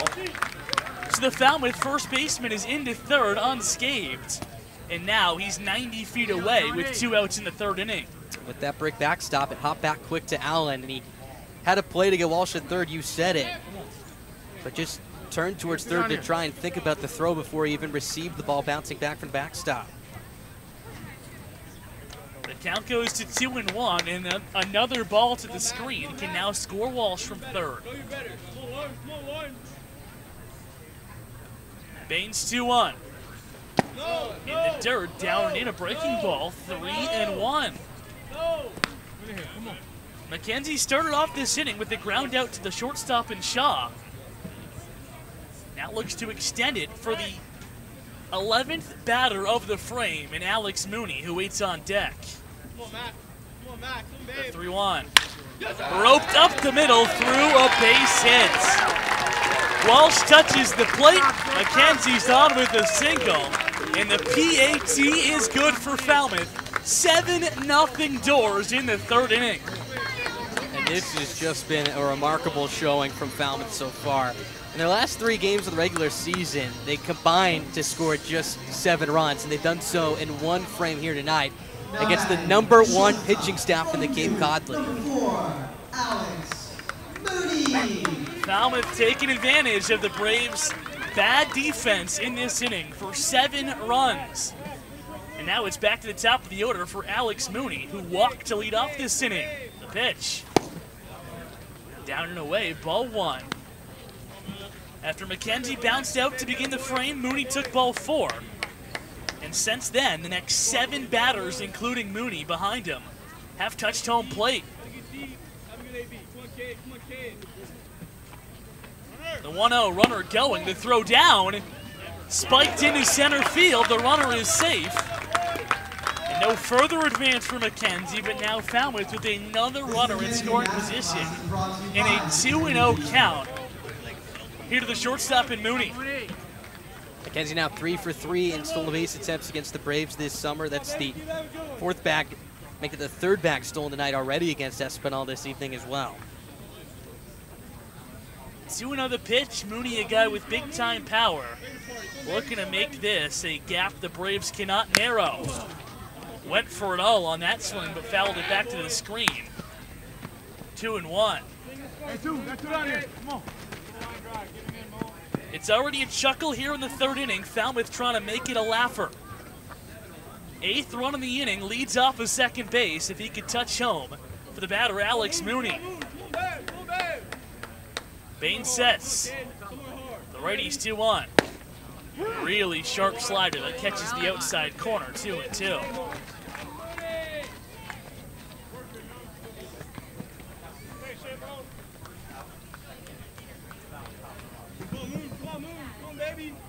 McKenzie leads off second. Baines looking to put to rest a nightmare third inning. 2-2. Tap foul down the third baseline into the Braves dugout. The count will stay at 2 strikes and 2 balls. And an interesting spot for Baines, who just joined the ball club 3-4 days ago. Here you are trying to just finish this inning and keep it a 7-run deficit. Probably not what he was expecting coming into this evening. Pitched a scoreless inning in Kituit. That was back on Wednesday. Trying to get out of the third here Friday night in Falmouth. 2-2. Skips in. Espinala to field it from the back with the backhand and prevent it from going to the backstop. And now the count is full. 7-0 Falmouth. 7 runners have touched home plate here in the bottom of the third inning. The Doors looking for more. The leadoff man, Alex Moody, in a full count battle with Justin Baines, the Braves right-hander. The payoff. Chopped down to first. This will be a tough play. Brito fields it with the backhand, underhand, scoop to first. And with Baines covering, he wins the chase to the base to finally get the Braves out of the inning in what seems like an hour and a half later. But not before the Doors erupt. 7 runs on 4 hits for Falmouth in the inning. They do leave a runner in scoring position, but that is what Jerron Watts-Brown wanted to see from his offense. Falmouth scores a field goal here at the Gov. We're headed to the 4th, 7-0 Commodores on the Bourne Braves Radio Network. Keep up to speed with the Braves when you're away from Doran Park by visiting our website at bournebraves.org, and be sure to follow us on Twitter and like us on Instagram and Facebook. You'll be kept up to date all year long with the Braves. T-Mobile is proud to sponsor the Cape Cod Baseball League. T-Mobile is committed to serve those who serve, and that's why they go above and beyond for our active duty military and veterans. Visit your neighborhood T-Mobile store or T-Mobile.com to learn more. A night at the ballpark is one of the best ways to spend a summer evening with the family. With free admission to Doran Park and every field on the Cape, you can bring along the entire crew to experience a free night of fun at the park. Catch the best collegiate summer baseball league with the whole family all summer long, with tickets starting and ending at $0. To find the full Braves schedule, head over to our website, bournebraves.org. Time to go back to the park. This is Bourne Braves Baseball. The Falmouth offense erupts for 7 runs in the bottom of the third inning. And now the home Commodores lead it 7-0 as the Braves hit for the 4th time in the top of the 4th. Looking to just chip away against Watts-Brown. His first pitch to Horvath is fouled back over the press box behind home plate for strike 1. And the goal here has to be just to chip away now, make a statement coming out of that half inning. The 0-1 to Horvath. Down and away. 1-1. The good news is the Braves have plenty of time. They'll have 6 more at-bats to play with. The bad news, they're down 7, 1-1. Swing and a miss, a good sharp slider, working away from the right-handed hitting Horvath. 1-2. It'll be Horvath, Brito, Slight here in the 4th inning against Watts-Brown. The righties 1-2. Spiked up to home plate, 2-2.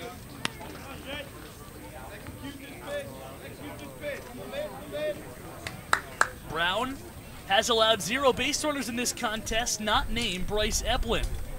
He's been sharp outside of facing the Braves' leadoff man.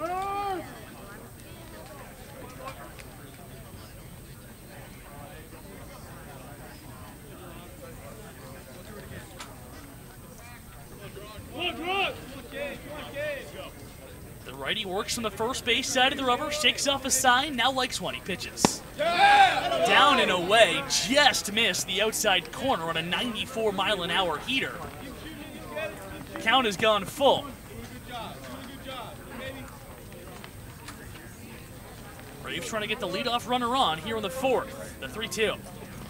At the knees, caught Horvath looking, strike three. Bullseye from Jawan Watts-Brown, a beautifully faced 93 miles an hour fastball at the bottom of the zone. And one is retired here to lead off the road half of the fourth inning. His fifth strikeout, 3 of them looking now. That brings up Chris Brito with 1 out and nobody on. The pitch downstairs, ball 1. Brito, one of those strikeout victims. He was caught looking at a fastball in the outer black back in the first. The 1 out. Too tall, ducks out of the way. Brito does, and the count will go to 2-0. 7-0 Commodores, bases empty, 1 out here in the home half, instead road half of the fourth inning. Watts-Brown's 2-0. Smoked out to left field. That's trouble if it's fair, and it is fair. Down in the left field corner, it curls on 3 bounces into the foul territory restricted area down there. And Brito trots into second. It's the Braves' second extra base hit of the night, and it was stung off the bat of Chris Brito. That extends his on-base streak to now 17 games, a hard double in that direction. Got a breaking ball, caught it out in front, and just top-spinned it just an inch or two inside that chalk down the left field line.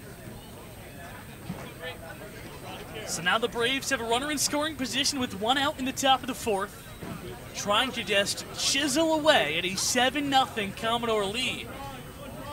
Falmouth with 7 runs in the third inning, thanks to timely hitting and sloppy Braves defense. Slate trying to get Bourne on the board. Watts-Brown's first pitch. Fastball that gets the zone at the numbers, strike 1. Slate softly bounced out to first in his first appearance of the night back in the second inning, trying to drive home his Rutgers teammate Chris Brito now in the fourth. The 0-1. Swinging the ball hit off the hands, but tough play for the shortstop Moody. He retreats, and he can't get it.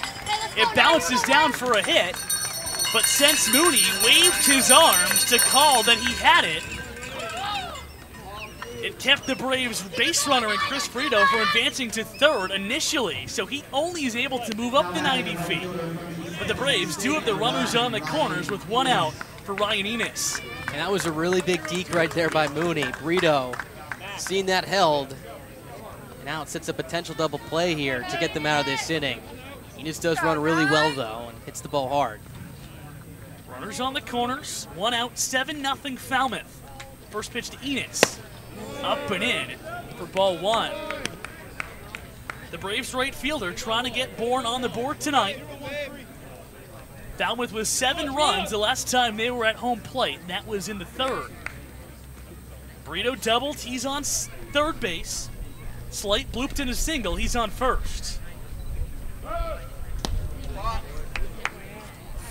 Slate not a true threat to steal over at first base, just 1 for 2 swiping bags this season. But Watts-Brown checks on him anyway, and the Braves left fielders back in with head first slide. Now the righty comes home is 1-0. Above the zone, 2-0. So the Braves offense has something going here in the fourth inning. Runners on the corners, 1 out, and a really good hitter's count, 2-0 to the Braves right fielder in Ryan Enos.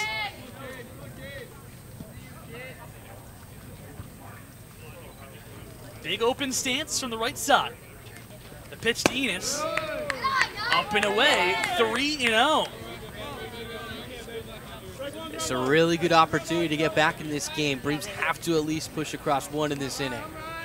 Braves offense not set with packing up the bags and saying see tomorrow. They want this game tonight. The 3-0 hits the inside corner, 3-1. And if Bourne was to claw back, it would take a miraculous effort. Down 7-0 with 1 out in the top of the fourth inning. But the team does have something cooking. Runners on the corner, see good hitters count, 3-1 to Ryan Enos with 1 gone in the fourth. Watts-Brown's pitch. Swing and a miss. A really sharp slider through the front door for strike 2.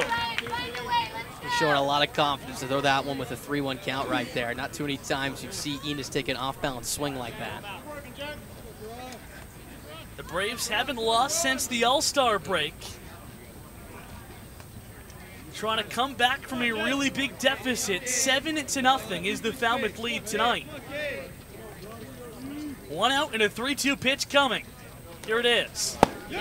Slider in the dirt, and Enos is caught swinging. Strike 3. That's Watts Brown's sharp slider, and it's a good one. 2 are gone, and the runners stay on first and third. Now for Josh Corona-Grauer. And he tunneled these pitches really well. Gets Enos to swing over the top of one over about the thigh height, and then drops one down out of the zone. Enos went down trying to go digging to foul it off, and a huge out. That's his pitch here tonight. It has been spectacular so far. So now it's up to the Rutgers triangle to try to break through. First pitch to Corona-Grauer. Below the zone, ball 1. A Scarlet Knight on third and Chris Brito on first and Evan Slayton at the plate. And Josh Corona-Grauer, all wearing their black Rutgers helmets with the Scarlet R placed on the front.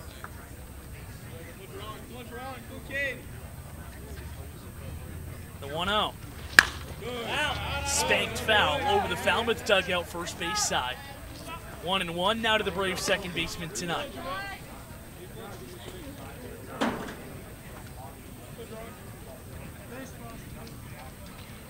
Middle infielders with their heels on the grass, outfield straight up against the Braves second baseman. First baseman Walsh holds Slight on first. The 1-1. Roped out to the right center field alley. This could be trouble. It's down a base hit. Slight touches third. He goes into home. Evan Slight cruises into third base. And the Rutgers triangle comes through. It's an RBI single by Josh Corona-Grauer, and it's 7-1 Falmouth. And this was a really good piece of hitting and a base hit and a run batted in that the Braves needed desperately here with 2 outs. That's JKG's 5th hit now on 9 AVs, and he just dunked a single in for a base hit. Pickney almost made a really good play on this one. Picked it on an in-between hop, diving towards his left, but it got down. So Slight goes first to third on the play. Brito trots home from third base. And Falmouth will have a conversation on the mound. Nobody warming in the Falmouth bullpen. This is just a meeting trying to get out Josh Moylan with runners on the corners and 2 gone in the top of the 4th inning. 7-1 the Falmouth lead after 7 third-inning runs by the Commodores offense. Braves with 1 run here in the 4th. But the more the merrier here for the Braves as they are in the form of trying to work back out of a really big deficit. Slight the runner on third. He singled, as did his Rutgers teammate Corona-Grauer on first. The batter is Josh Moylan. The first pitch. Fouled straight back for strike 1.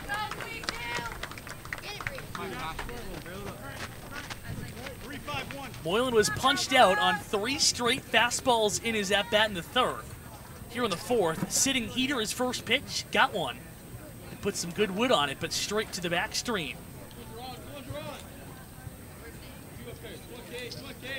Now the 0-1.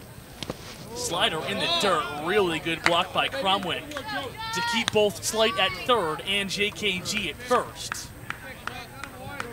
1-1 now in the Braves DH tonight. And that's the first breaking ball he's seen. Against Watts Brown this season now, struck out 3 times in 5 at-bats. We'll see what the formula is here for Watts Brown at this plate appearance. The righty sets at the belt. Is 1-1. In the dirt, this time it sneaks through the legs of Cromwick. Not far enough away for Slight to advance home, but it is far enough for Corona-Grauer to move up to second. So 2 ducks are on the pond here for Josh Moylan. Second and third, 2 outs. Top of the 4th inning, 7-1 is the Falmouth lead. The Braves looking to counter the Doors touchdown with a field goal here in the 4th. Now you're a base hit away from making this a 4-run ball game. The 2-1. roped through the right side, a base hit. Slight scores. Corona Growlers coming to the plate. The throw, not in time, and it's a 4-run game.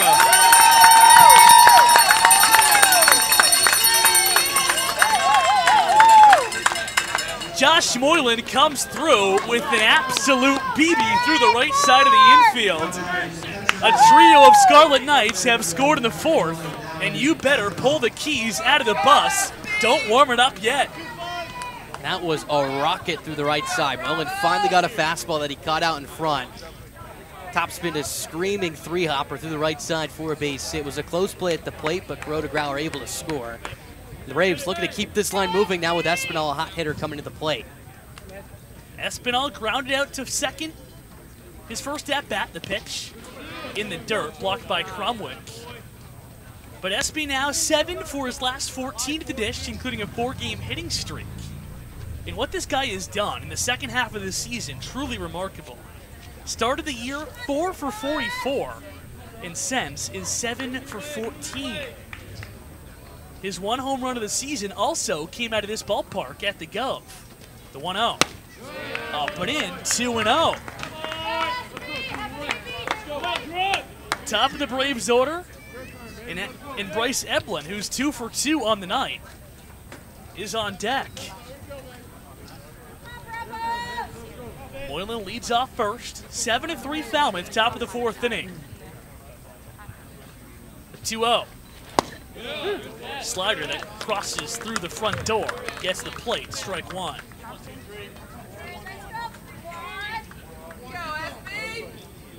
Espinal looking to keep the line moving.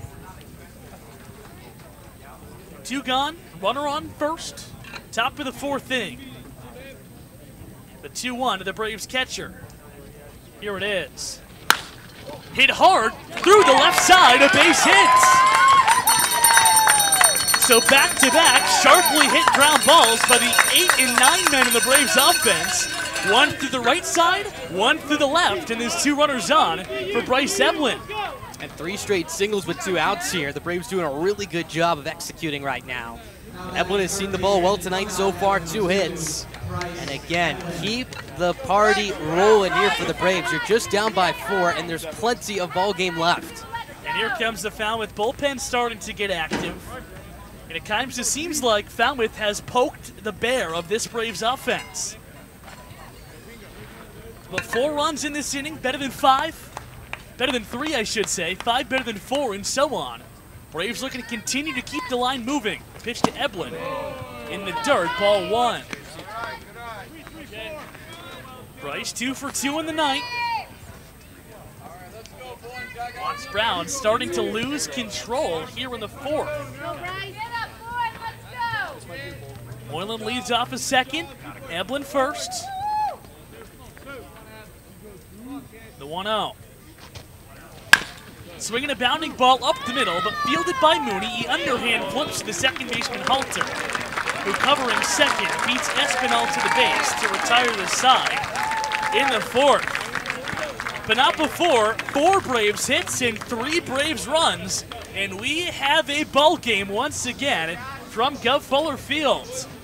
7-3, Falmouth still leads it, but the Braves have life through 3.5 here in Game 2 of the West Division semifinals.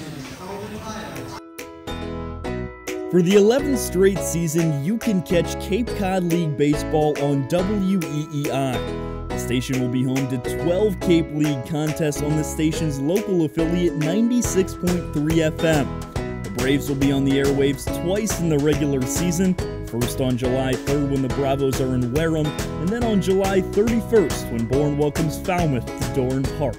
Catch the Braves on live radio, but you can always watch or listen to the team live on the Bourne Braves YouTube channel. Just search Bourne Braves.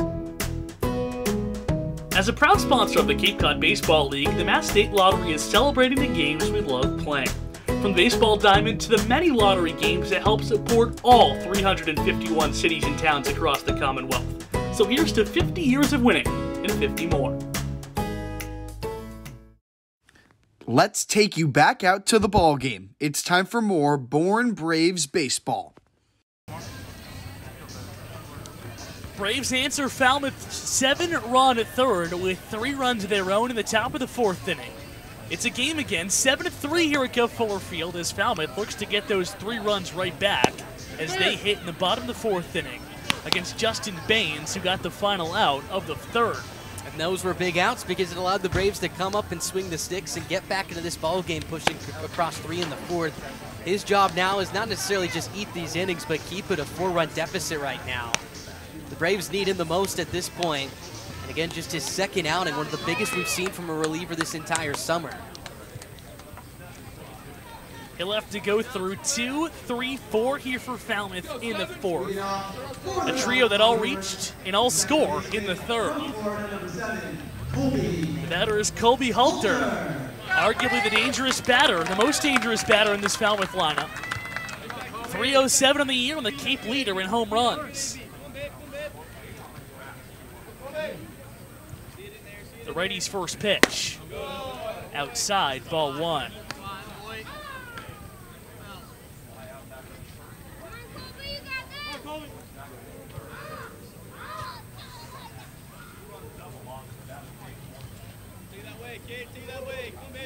The 1-0. Fastball at the knees for strike 1. And Baines isn't going to blow you away. Fastball in the upper 80s. Change up, sharp breaking pitch. He's going to need to pinpoint his pitches if he wants to get through a gaunted Falmouth lineup. The 1-1. Hit softly out to shallow left field. Slight's got a beat on it, and on the run, he makes the one-handed catch right in front of his blue brim of his red cap for the first out here in the 4th. And for Falmouth back in that lengthy 3rd inning, able to get past a couple of hurdles. 1, the left-hander. 2, hitting here at home. Again, just about half of the runs they've scored, or 2/3 of the runs they have scored, have been on the road this entire season. Yet they send 11 runs to the plate, 11 batters to the plate, and push across 7 in that inning. So 1 out, nobody on. Here is Jace Borfin, the left fielder. First pitch. Fastball in there for a strike. Last night, it was Falmouth who had the struggles defensively. They made 3 errors, which opened the door for the Braves to win 6-5. Tonight, the Braves have made 3 errors, letting Falmouth open up a 4-run lead. The 0-1. Top softly right side of the infield, the first baseman Brito gloves. Underhand flip to Baines, who's covering first base, and 2 are quickly retired in the 5th. Exactly what Baines was looking for. Not only 2 quick outs, but soft contact, a flare out to left, and a slow roller to the first baseman in Brito. So nobody on, 2 out. 7-3 is the Commodore lead in the home half of the 4th inning. Pinckney, who singled and scored in the 3rd. Squares off with the righty Baines for the first time. The pitch. Slider down and away, ball 1. Falmouth opened up a 7-0 lead in the 3rd inning, but the Braves offense countering with its most productive inning of the night, a 3-run 4th. The 1-1. Fastball across the plate, 1-1. Got through here. Go, Andrew. Pinckney, the 5-tool right-handed bat, digs in from the back of the righty's box. Baines is 1-1. Rip and a miss. He couldn't catch up to an 87-mile-an-hour heater. Strike 2. Sun has started to pop out again after heavy dark clouds took over the entirety of the field earlier in this game. Baines looking for the 3rd out. The pitch. Spoiled foul. Out of play down the first base line. Pinckney just slapped that the other way to stay alive, 1-2. And a really great spot for the Braves to gain some momentum right here. Not just the 3 runs in the top half of the 4th, but a 1-2-3 inning would pay major dividends right here. Baines looking to produce that 1-2-3 frame. Needs 1 more pitch to do so. He sets at the chest. His 1-2. Spoiled away again. Pinckney, as we've seen all season, does not go down quietly. And he'll have to do the 1-2 again.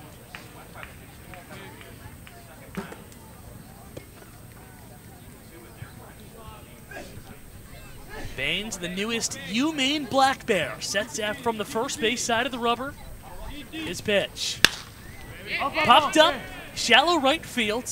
Enos is under it, and the Braves right fielder snatches it with the one hand to work through a 1-2-3 inning for Justin Baines in the fourth. Falmouth scored 7 runs in the third, but if you can believe it, it seems like the Braves had the momentum, down 7-3 as we move to the fifth. Not being able to make it to Doran Park is no excuse to miss the Braves in action. You can watch every Bravos home game live on the Bourne Braves television network. From stellar pitching performances, dazzling defensive plays, and big-time power displays, you can catch it all from the comfort of your home. It's your favorite Cape League team live on your screen. Just head to the Bourne Braves YouTube and join the fun. You can catch the Bourne Braves all summer long at Doran Park. With more than 20 home games this season, Braves baseball is just a short drive away, whether you're on or off the Cape. With free admission to every Cape Cod League game, nights at Doran Park provide family fun for everyone. First pitch for all Braves home games is at 6, and you can check out the Bravos' full schedule over at our website, bournebraves.org. Your favorite team on the Cape is back in action. Now back to Bourne Braves baseball. Welcome back to Gov Fuller Field, top of the fifth inning, 7-3. Falmouth your score here, but momentum starting to slide away from the Commodores just a little bit after the Braves pushed across 3 runs in the top of the fourth. And Justin Baines twirled together a 1-2-3 inning in the bottom half as well. The Braves looking to pick up right where they left off, and a good place to start. 2, 3, and 4 due up, Shaw, Horvath, and Brito against Watts Brown, who comes out for inning number 5. If the Braves are able to make a push at this 7-0 deficit they were in, believe it or not, it'd be the second 7-run deficit recovered. First pitch to Shaw is a breaking ball down low. 1 ball, no strikes. In the Cape League playoffs, and granted, we are halfway through night 2. Watts Brown from the windup. Shakes off once, now nods. Here's his 1-0. Breaking ball bends in inside. 2-0 here. Looking at some other scores around the league, Kettler's up on the Harbor Hawks 7-0, which we'll talk a little bit more about in Around the Cape in just a moment here with Ethan Frank. And remind me to never watch a movie with you, Max, or let you go to the movies first. 2-0, swing and a miss. 2-1 the count. It's a tease. I'm teasing Ethan's segment fine here. Line between spoiler alert and tease, and you're definitely towing it. Braves up by 4 here, the most important game here tonight. Watts Brown from the first base side winds and fires the 2-1.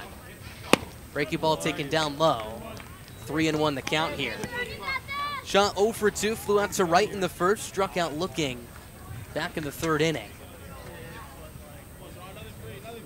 Watts Brown winds and fires his pitch. Swinging a high fly ball, center field fairly deep. Andrew Pickney.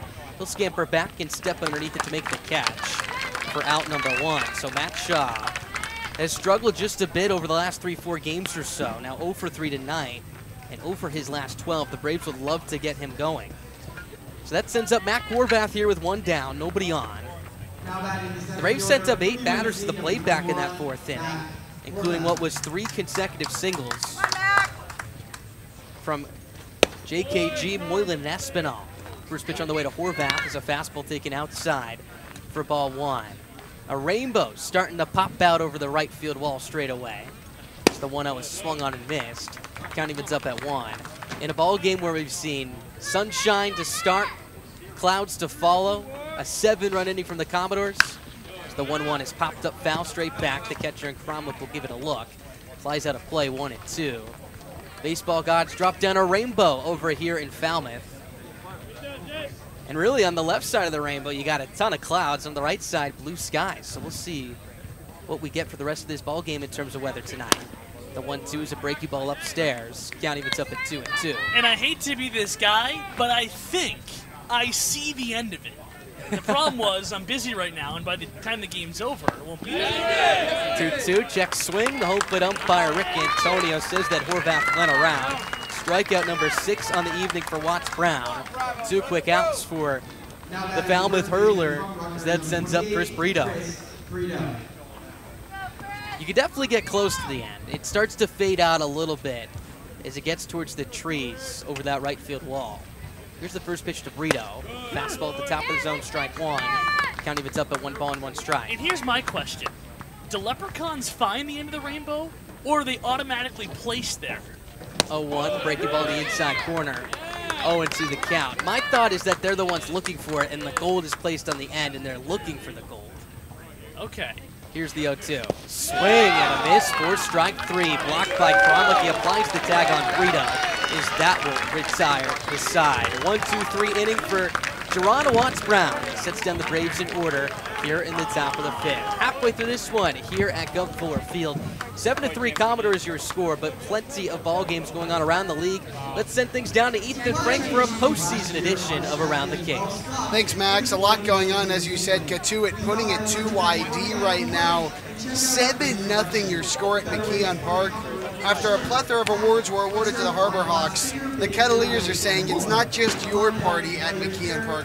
We are helping out. Oh, and there's a run for Hyannis in the bottom of the 5th. It's 7-1. Thank you very much, Calvin. 5-0 YD leads over Orleans after the first game in that series was finished at 11:30 this morning.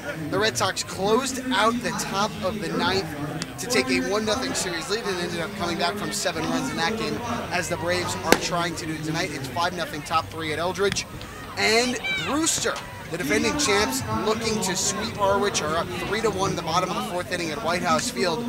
So the Whitecaps well on their way on advancing to the East Division Final. Katuitt 7-1, YD 5-0, Brewster 3-1 your scores. The West looking like it might come down to all or nothing game 3s tomorrow. The East looking like the East Finals matchup might be set after tonight. There's your update. I'm sure we'll have more throughout the game. Thank you, Ethan. We'll circle back to you later in the game. Bottom of the 5th inning coming up here, 7-3, Falmouth your score here in Game 2 of the Western Division semifinal. And Ethan alluded to it. If the Kettleers hold on to their 7-1 lead over the Harbor Hawks, both Western Division matchups will force a decisive Game 3. And the Kettleers holding it to the Harbor Hawks as we speak.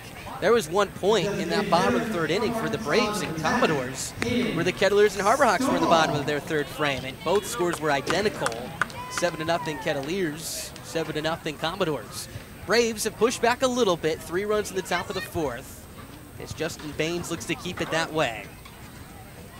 We'll get 5, 6, and 7 here in the Falmouth lineup. Peyton Stovall will lead things off. Baines from the stretch, his first pitch is swung on and driven deep out to left center field. Warbath on his horse, at the track, at the wall, this one hops the fence. Digging into second base and getting there standing up is Peyton Stovall. And my goodness, did he give that one a ride into the alley the other way.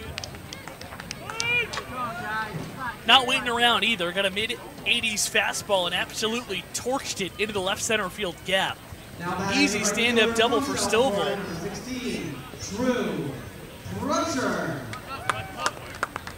That sends up Drew Brutcher to the plate. He's 0 for 2. Reached on a pivotal E4 back in the 3rd inning, which allowed a couple of runs to score. Had a 7-run frame for the Commodores. They blew it open. The first pitch is a fastball in the inside corner, strike 1. 0-1. Stovall takes his lead from second base after the leadoff double, and the Commodores have been able to put some hard contact on a Braves pitching staff that has been stellar over the last week. Baines from the wide is 0-1, is swung on and driven with some topspin out to right, but Ryan Enos in right field hasn't played perfectly. He makes the catch, route number 1, tagging from second and heading for third is Stovall. He'll stomp in safely as the throw goes up the left field line. So productive out for Brutcher as he lines out to right. Stovall moves 90 feet up. 1 down. Stovall 90 feet away now with Cromwell coming to the dish. And that's back-to-back really hard-hit balls off of Baines. So Falmouth is starting to get a good look at this guy. I'm not sure how much longer his night has in it, even if he gets out of this inning. Cromwell's 0 for 2, reached on an E5 this second, flew out to left in the 3rd. Infield drawn in here for the Braves. First pitch. Swing and a foul straight back. Cromwell got in front of a breaking ball. 0-2 the count. Cromwell got the start yesterday. So back-to-back nights for him behind the dish. He's now reached base twice this series. After finishing the regular season, the batting clip at a .183. She's looking to drive in a run right here. Fly ball should do the job. 0-1. Swinging a tapper to short, shot picks it with two hands, goes to the plate, tag applied by Espinal right on the helmet of Scoville is in time. Matt Shaw and Alan Espinal team up to gun down a run at the plate. A 6-2 fielder's choice, as that keeps it a 4-run lead for Falmouth, now 2 down. And early in the season, we saw the Braves chop down a lot of runners at home plate. We haven't seen it lately. The infield drawn in, ball hit right at Shaw to get the out at home. But now, Jacob Walsh is at the plate, a guy who has burned the Braves and has as much power as anyone does in this league. Presents the final out, and it is a challenge. He had a rigging double to drive in 2 back in the 3rd inning. It was out to left center. Cromwell now at first. As Bain's first pitch misses down low for ball 1. Walsh took a fastball from Furtado, running in on his hands. It was at the top of the zone as well, and tomahawked it into the alley in left center field. Righty on left as Baines makes a quick move over to first base. Cromwell gets back with a headlong dive. Cromwell not a real threat over there. The catcher for Falmouth, no stolen base attempts on the season. Baines from the stretch, 1-0.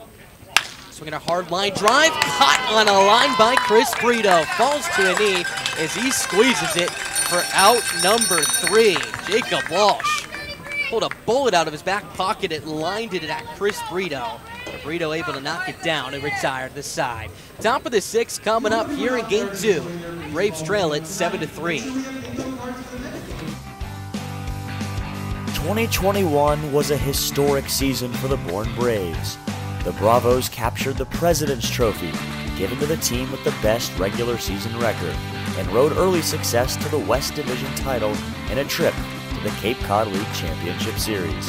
Now in 2022, the Braves are back and look to replicate the success from a season ago without many of the faces that got them there. It's a whole new season of Bourne Braves baseball. Check out the full schedule on bournebraves.org and come join the party at Doran Park. The Bourne Braves have enjoyed a long history of offering internships to college students who have worked in a myriad of capacities and performed any number of duties for the organization. Interns support everything from public relations, fundraising and concessions, to field maintenance, internet broadcasting, and baseball operations. The Braves will begin accepting applications for the 2023 season in September. Those interested should visit bournebraves.org.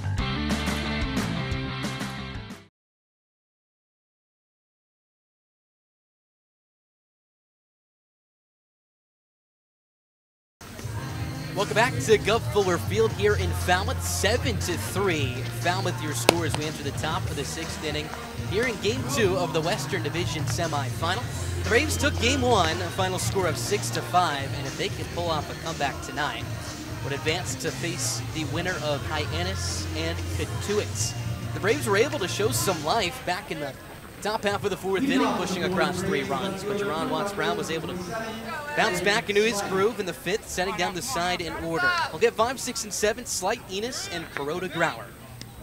Evan Slight digs in. He's 1 for 2 tonight, singled in the 4th and grounded out to first in the 2nd. First pitch is taken down low with a breaking ball for ball 1, 1 ball, no strikes. So Watts-Brown getting the green light for the 6th. Will look to toss a season-high 6 complete frames tonight. He's tossed 5 innings 4 times and has not gone deeper than that. Here's the 1-0 to Slight. Fastball well upstairs, buzzes the towers as it sizzles to the backstop for ball 2. 2-0 the count. And this is a spot that Jerron Watts-Brown is very familiar with. If you go back to his first outing against these Braves on July 2nd, he was just fantastic through 5 innings of work. Then came out to the 6th. The 2-0 is a fastball in the top of the zone. 2-1. He came out to the 6th inning and allowed 3 hits, an error, which was on himself, on a comebacker, and recorded 0 outs, and the Braves were able to come back and make that a ball game. Here's the 2-1 to Slight. Fastball taken down low and in, ball 3. 3 balls, 1 strike to count. Falmouth would win that one 6-4. Just one of 2 games that haven't been separated by 1 run. Overall 7 contests between these 2. 3-1, breaking ball, swing and a miss, Slight out in front. Count runs full. Watts Brown has gone 5 innings in each of his last 3 outings. In fact, has only allowed 2 earned runs in that span of 15 innings. Has allowed 3 tonight. Here's the payoff pitch. Breaking ball, taken down low for ball 4. Evan Slight works the walk. Reaches first base for this 2nd consecutive plate appearance. And a good start here for the Braves, down by 4, trying to continue to get something going here. Of course, when you look at the scoreboard, the narrative has been the 3rd inning for the Commodores, 7 runs in that bottom half of the 3rd. But the weather has been an interesting wrinkle in this ball game as well. It was blue skies, sunshine, and brightness for the first 15 minutes of this contest. As Enos digs into the box, here's the first pitch. He shows bunt, pulls back, takes a breaking ball on the inside corner. 0-1. After about an inning and a half, some dark, menacing clouds started hovering over the diamond from the left field wall, and it has been really dark here at the ballpark since. Sunset isn't set for another half hour or so, but the lights have been shining bright for the last 45 minutes here. Here's the 0-1. Breaking ball cuts across the inside corner again. 0-2 the count. Saw a rainbow earlier. You can just faintly see it in the distance over the right field wall right now. It's essentially completely gone now. And there has been some rain drizzling over the last inning or so, but no rain in the forecast. So we should be able to get the complete ball game in tonight. 0-2 the count here on Enos. Braves down by 4. Pitch is a fastball well upstairs. Enos dunks out of the way. 1 ball, 2 strikes the count. This series has been very uncharacteristic for the Bravos, especially over the last couple of weeks where pitching has carried them. Again, they have won their last 6 consecutive one-run games, 11-2 in those contests this season. A big part of that was because in their last 8 games, the pitching staff puts together a 1.88 ERA. Watts Brown from the stretch, the 1-2. Breaking ball in the dirt, nice stop by the catcher in Cromwell as he smothers it towards his right. Count evens up at 2-2. That 1.88 ERA, more specifically, 11 earned runs in 72 innings. Meanwhile, in these 2 games, through 14 innings, the Braves have allowed a combined 12 runs, so just 1 more than the 11 they pieced together in the previous 72 frames. 2-2 the count here with nobody down. Watts Brown from the stretch, his pitch. Breaking ball, swung on and tapped foul straight back. Enos stays alive. Count holds at 2 balls and 2 strikes. Not only that, the defense has made a couple of mistakes tonight. Just one, make that 3 errors to the Braves' name, which is more that they have committed in their previous 9 ball games before tonight. Combined on both sides, there's been 4 errors this evening in 7 of the series. 4 of those from Falmouth. 2-2, swung on, popped up first base side. Jacob Walsh ranging towards the first base dugout on the track, reaches up to make the catch for out number 1. So after a lengthy plate appearance, Enos retired. Slight retreats back to first base as that sends up Josh Kuroda-Grauer to the plate here. So 3 runs, 7 hits, 3 errors for the Commodores. Make that the Braves. 7 runs, 6 hits, 1 error for the Commodores so far here tonight. Braves would love to come back and not have to play tomorrow in what would be a Game 3 if Falmouth holds on to this lead. Kuroda-Grauer digs into the right side. Here's the first pitch. Check swing on a fastball upstairs. Home plate umpire Rick Antonio says he went around. 0-1 the count. Infield shifting. JKG to pull here. The second baseman Halter a couple steps up the middle and double play depth. Meanwhile, the shortstop Moody a couple steps towards the 6th hole. Righty on right. Watts Brown pauses just above his belt. The 0-1. Breaking ball tapped softly to third. Fielded on a long hop by McKenzie. He goes to second for 1. His toss across over to first base is not in time. Kuroda-Grauer with just too much speed beats it out. It'll be a 5-4 fielder's choice. Slight eliminated on the play. 2 down here for Josh Moylan. Josh came up with a huge hit back in that 3-run 4th inning with 2 down. After striking out against Jerron Watts Brown on 3 consecutive fastballs in his previous plate appearance. Turned on a fastball and hit a rocket through the right side of the infield to push across 2 runs. Because of that, the Braves now down by 4. He would love to cut that deficit in half right here. First pitch is a fastball in the dirt, taken down low. 1 ball, no strikes. The bottom third of this lineup has been productive tonight, particularly in that 4th inning where Kuroda-Grauer, Moylan, and Espinal, the 7, 8, 9 hitters respectively, all hit 3 consecutive singles with 2 down. Slight takes his lead from first after the walk. 7-3 Commodores, your score. 1-0. Breaking ball taken just a little bit low. Hitters count for Moylan here at 2 balls and no strikes. So Jerron Watts-Brown has tossed a season-high 5 2/3 of an inning's work. Would love to put the cherry on top and get through a complete 6. He's set from the stretch, just 2-0. Swinging a high fly ball blasted high and deep out to right field. Drew Brutcher, the right fielder, camps right in front of the wall. He reaches up head high to make the catch as that will retire this side. My goodness, did Josh Moylan just miss that one, hitting it up the elevator chute, but just missing it by about 5 feet. Ready to the bottom half of the 6th inning. 7-3 Commodores, your score here in the Bourne Braves Radio Network. The Bourne Braves organization is looking for families willing to host 1 or 2 players for the Cape League season.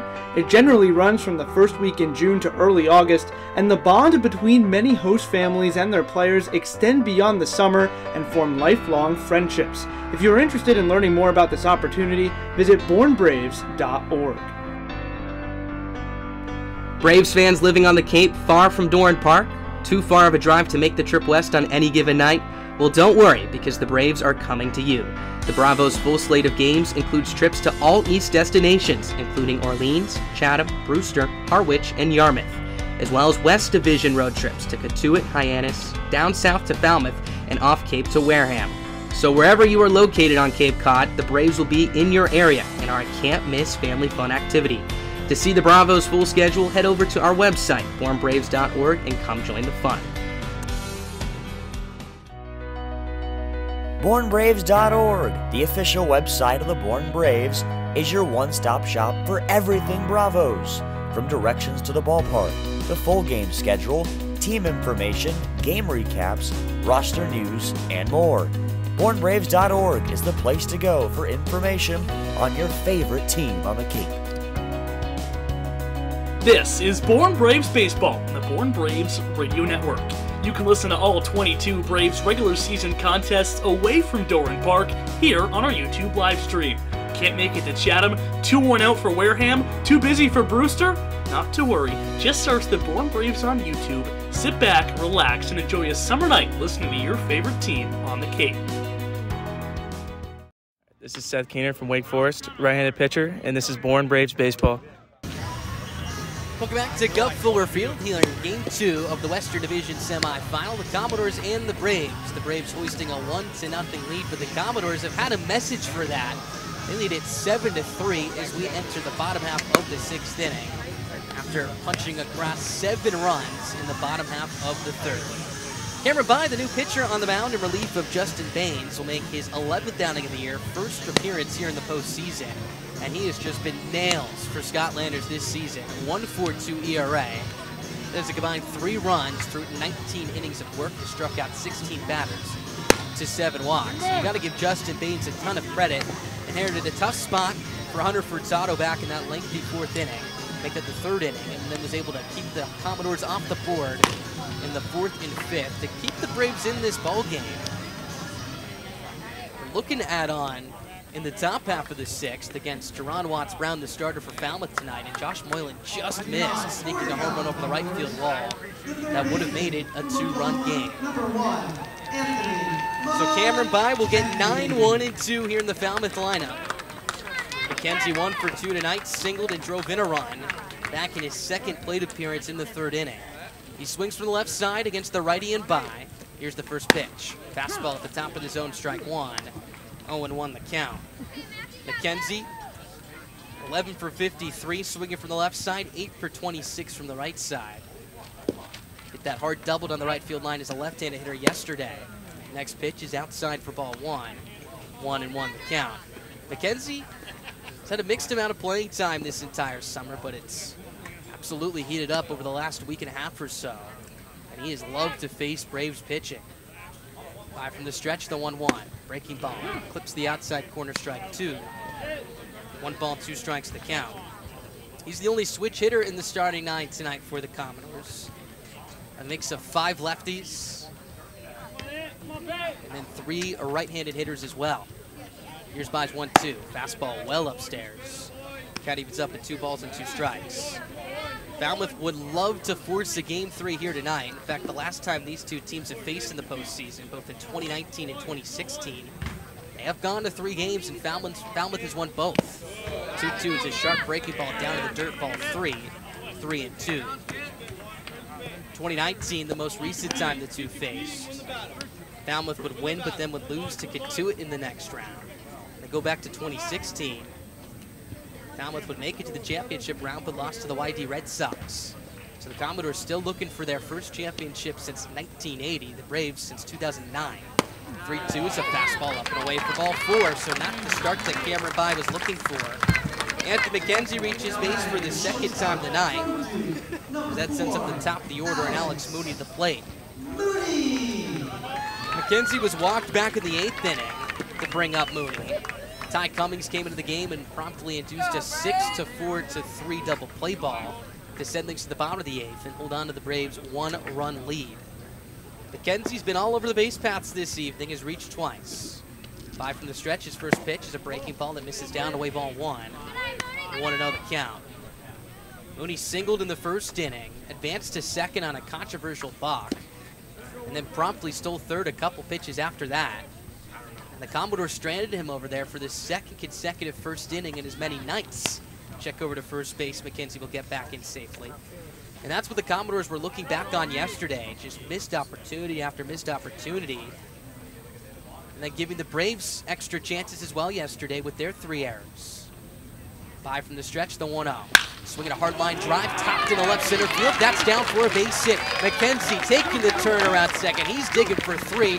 Mooney, meanwhile, will stomp into second base as the throw goes into the pitcher and Bye down the third base line. Second and third, nobody out here for the Braves. Make that the Commodores as the Braves find themselves in trouble here. A fastball at the top of the zone, and McKenzie just smoked it. There was no question McKenzie was going to get to third. Mooney, meanwhile, was digging for 2. The throw from Horvath came in towards third, but got past Shaw. And luckily for the Braves, Bye was backing up down that third base line. So a chance for the Commodores to break things open here. That sends up Colby Halter to the plate with runners on second and third. Here with nobody out, they rule it a single to Mooney. The first pitch is topped to the ground to second. JKG picks it up, looks the runner back to third, and shovels over to first base to retire Halter for a big out number 1. So a 4-3 put out. Holds runners on second and third here with 1 down. So that sends up Jace Borfin. So they ruled it a single. There is no error on the play, so Mooney just advances to second base on what was the throw to third base. Now it's a chance for Jace Borfin to drive in a run. Infield once again drawn in here for the Braves. They've already cut down 1 run at the plate tonight. That was Stovall back an inning ago in the 5th. Bye from the stretch, his first pitch. Breaking ball backs up, misses up and away. 1-0 the count. Borfin doubled in a run back in the 3rd inning. That's what really got things started. With 2 strikes, continued to battle, and then finally got a fastball from Furtado over the heart of the plate and laced it on the line in the left for a base hit. 1-0 the count, pitch from Bye. Breaking ball misses down and in. 2-0 the count here. Bye's last outing came last Tuesday against the Firebirds in Orleans. Went 2 1/3, 2 runs, 1 of them was earned. What made that a really tight ball game over at Eldridge Park. Bye from the stretch, the 2-0. Swinging a high, towering fly ball deep right center field. Horvath racing back, so is Enos. Horvath, the center fielder, in front of the wall, reaches up to make the catch. Tagging from third is McKenzie. He'll walk home. Moody, meanwhile, he's digging for the plate. The throw from Shaw, a hot tag applied by Espinal gets away. Moody is safe. 2 runs are in on the sacrifice fly to right field from Jace Borfin. How about that? The Commodores are firing on all cylinders tonight. Espinal, meanwhile, picked up the ball and tagged Mooney as he was walking back to the first base dugout. Just in case Mooney missed the plate, Scott Landers came out for a couple of words, but he'll head back. And Alex Mooney, he committed to the plate when he was just about 3/4 to the third base bag. There was no question he wasn't going to get the stop sign at third. This ball took Horvath to center field all the way to the wall in right center. And his throwback into Shaw was online on a hop, and Shaw's throw to the plate was not terrible to Espinal. He had to reach across his body to the backhanded side, then tried to drag that tag, and the ball just fell loose. So 2 runs in, 9-3 Falmouth, your score here in the bottom of the 6th. Here's Andrew Pinckney as the first pitch is a breaking ball in the inside corner. 0-1 the count, and you could feel Mooney inject a lot of energy into the crowd here at Gulfport Field, pounding his chest, screaming towards his dugout as he slid in safe. The 0-1 is a breaking ball down away. Count evens up at 1 ball and 1 strike. I think it's safe to say it's the loudest we've heard Gulfport Field this entire season. And no surprise as the Commodores have their backs against the wall tonight, facing elimination. Here's the 1-1 to Pinckney. Breaking ball, misses, down away ball 2. 2 balls, 1 strike. So after Cameron By had allowed just 2 earned runs through about 17 innings of work this season, in his last 2 outings, has allowed a combined 3 earned runs.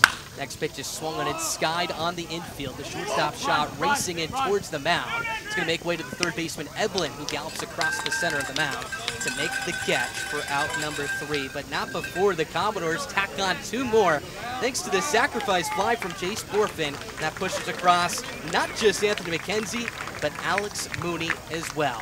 9-3 Commodores, your score as we head to the top of the 7th.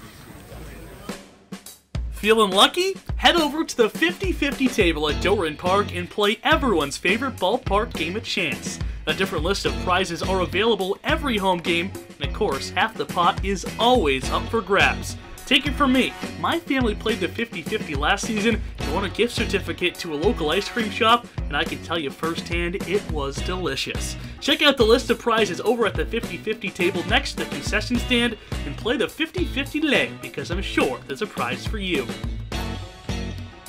For the first time since 2019, the Cape Cod League All-Star Game is back. On Saturday, July 23rd at 6:45, the best players on Cape will come together in Wareham and duke it out in an East Division versus West Division clash. In 2021, the Braves had a league-leading 9 All-Stars, but they weren't able to shine in the mid-season showcase. But now the game is back, and it will include your favorite Braves stars, as well as the best talent from around the Cape. Want to look like a Bravo? Well, there is one place where you can find the official gear of the Bourne Braves, and that is at the Bourne Braves Pro Shop. Open during every home game and located on the ground level of the press box, you can find Braves hoodies, t-shirts, hats, and more, all in just one place. Wear the same gear as the players and rep the Braves wherever you go. Visit the Braves Pro Shop today and let the rest of the Cape know you're repping the Bravos. Make sure to follow the Braves on Twitter at Bourne Braves for all of your favorite Bravos content. From in-game score updates to player interviews and so much more, the Braves on Twitter is the place to go for the most up-to-date information on the Bravos. Make sure to follow us today at Bourne Braves. This is Nigel Belgrave, pitcher from the University of Maryland. This is Bourne Braves Baseball. Top half of the 7th inning, 9-3 Commodores, your score here at Gulfport Field. 2 more runs in for the Commodores after the sacrifice fly from Jace Borfin that scored both Anthony McKenzie from third and Alex Mooney from second base. I'm Max Stanford alongside Calvin Cristoforo, and the Commodores bringing in their first reliever tonight after Jerron Watts-Brown tossed 6 innings of 3-run ball. They're going to make way to the right-hander, Braden Matthews. Watts-Brown was good, and now Falmouth up in this ball game goes to the big boys. Matthews, one of their go-to guys in the bullpen, 2-0 in the season, 5 appearances in the array of 3. 7 strikeouts in just 9 innings of work. So he'll look to keep this game where it is and not give the Braves any life. Here's Alan Espinal to lead it off. First pitch is a breaking ball at the top of the zone. 0-1 at the count. Espinal's had a good night, 1 for 2, singled on a hard ground ball past the diving glove of McKenzie, the third baseman, in the 4th inning. Matthews fires the 0-1, swing and a miss, got him wailing on a breaking ball running away. 0-2 the count. And my goodness, was that a statement made by Alex Mooney. Back in the 6th inning, scoring from second on that sacrifice fly. Espinal digs in. Here's the 0-2 from Matthews. Breaking ball, got him swinging, down out of the zone. Espinal went out to chase. Matthews retires the first hitter he faces via the K, 1 away here in the 7th inning. So that sends up Bryce Eblin to the plate here, top of the lineup for the Bravos. Eblin 2 for 3 tonight, doubled in the first, singled in the third, advanced on an E6 from Moody as well, and then grounded into a 6-4 fielder's choice. Back to end that 4th inning. Matthews from the wind, his first pitch.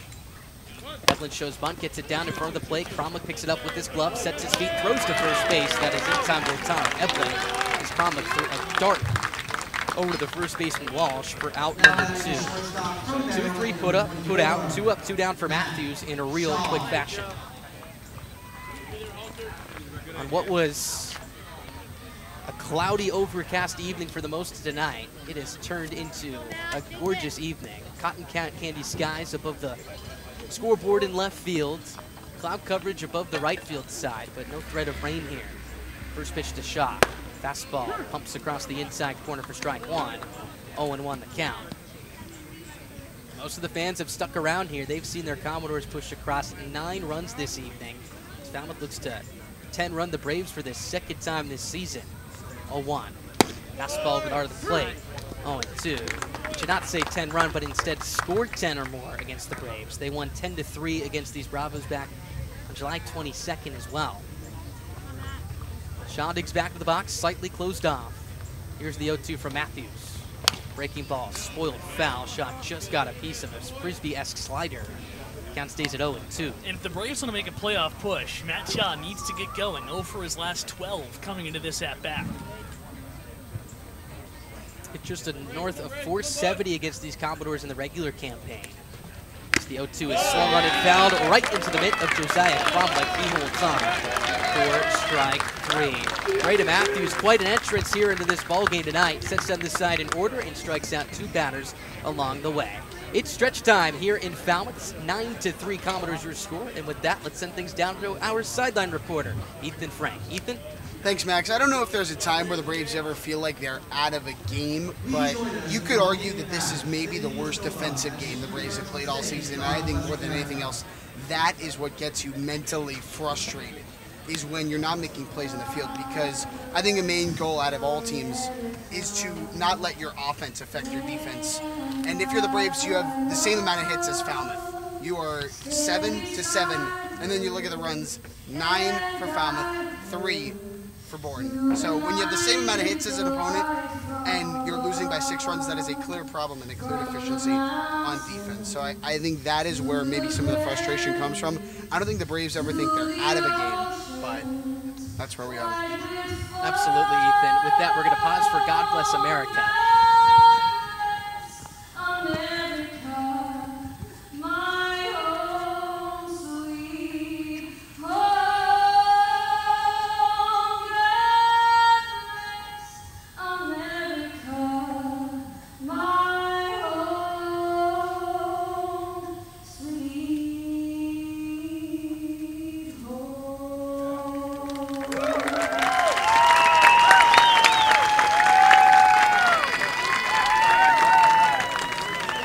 Rendition of God Bless America. And with that, we're going to send things to a quick break here at Gov Fuller Field. 9-3, Commodores your score.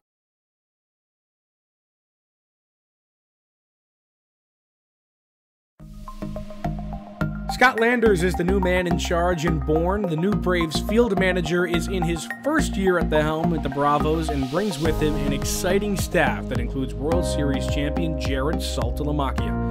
It's an exciting new regime of Bourne Braves baseball, and it's a team you're going to want to see for yourself. Go to bournebraves.org for the full schedule. Tomahawk Talk is the official pregame and postgame analysis of the Bourne Braves. Hosted by the Bravos broadcast team, Tomahawk Talk provides pregame insights on game day on what Braves fans can expect to see that night. And after the game, the crew breaks down the matchup that was and looks ahead to what to expect tomorrow. It's Tomahawk Talk, and you can find it on game days on the Braves YouTube site, as well as at Bourne Braves on Twitter. Hey, this is Ty Cummings, Braves pitcher from Campbell University, and this is Bourne Braves baseball. Bottom half of the 7th inning, all Falmouth tonight here in Game 2. They lead it 9-3. As Cameron By comes out for his second full inning of work, trying to keep the damage to 6. The Braves have life, 6 outs to work with, but we'll have to push across at least 6 to tie this ball game up. 5, 6, and 7 due up to the plate here for the Commodores. Peyton Stovall will lead things off. 5 from the stretch. His first pitch is a breaking ball, down away ball 1. 1 ball, no strikes. Thank you so much for tuning in tonight. Max Tanderjohn alongside Calvin Cristoforo here for Game 2. Been a tough one for the Braves. It's the 1-0 is on its way. Fastball on the outside corner, strike 1. 1-1 the count. And I think it's easy to look back at that third inning where Hunter Furtado gave up 7, but to be honest with you, Calvin, it seemed like Furtado was inducing soft contact, just caught a ton of tough breaks once again.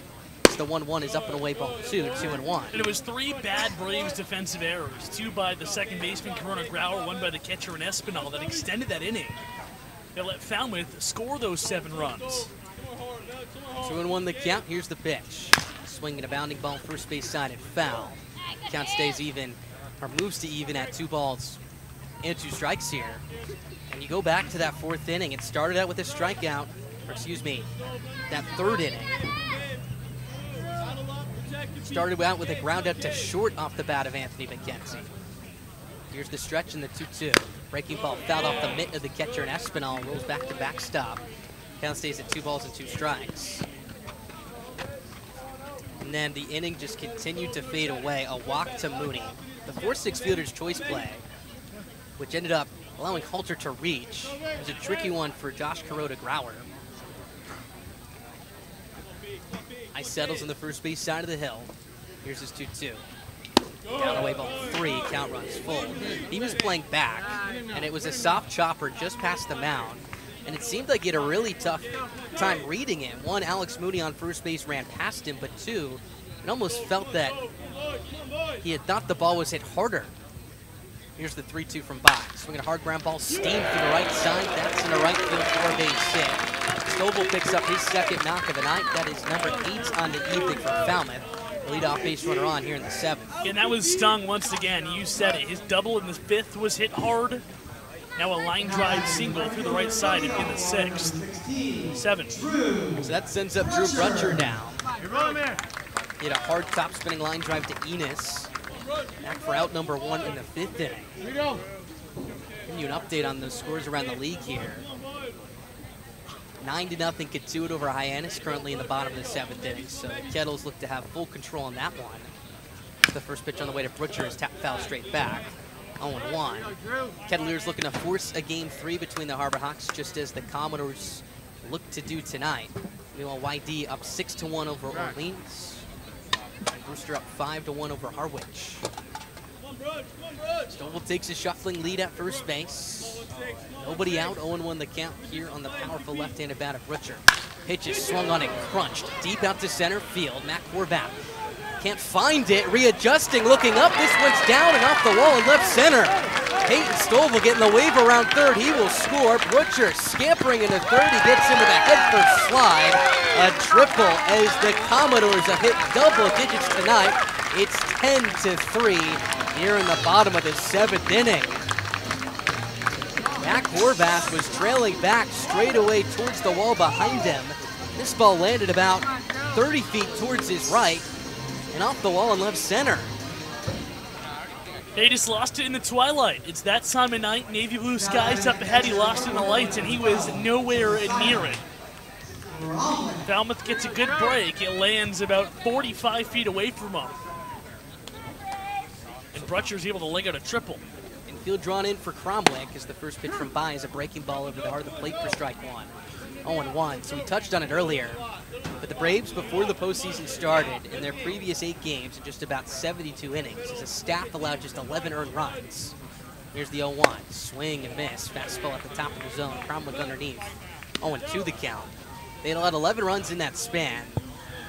Tonight have allowed 10, and the last 2 nights have allowed 15. And run number 11 this evening stands at third base with Brutcher here with nobody out still. Here's By's 0-2.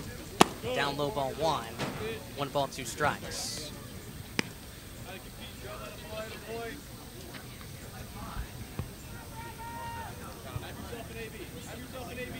So 3 runs in the last 2 innings after Baines was able to toss together 2 scoreless innings in the 4th and the 5th.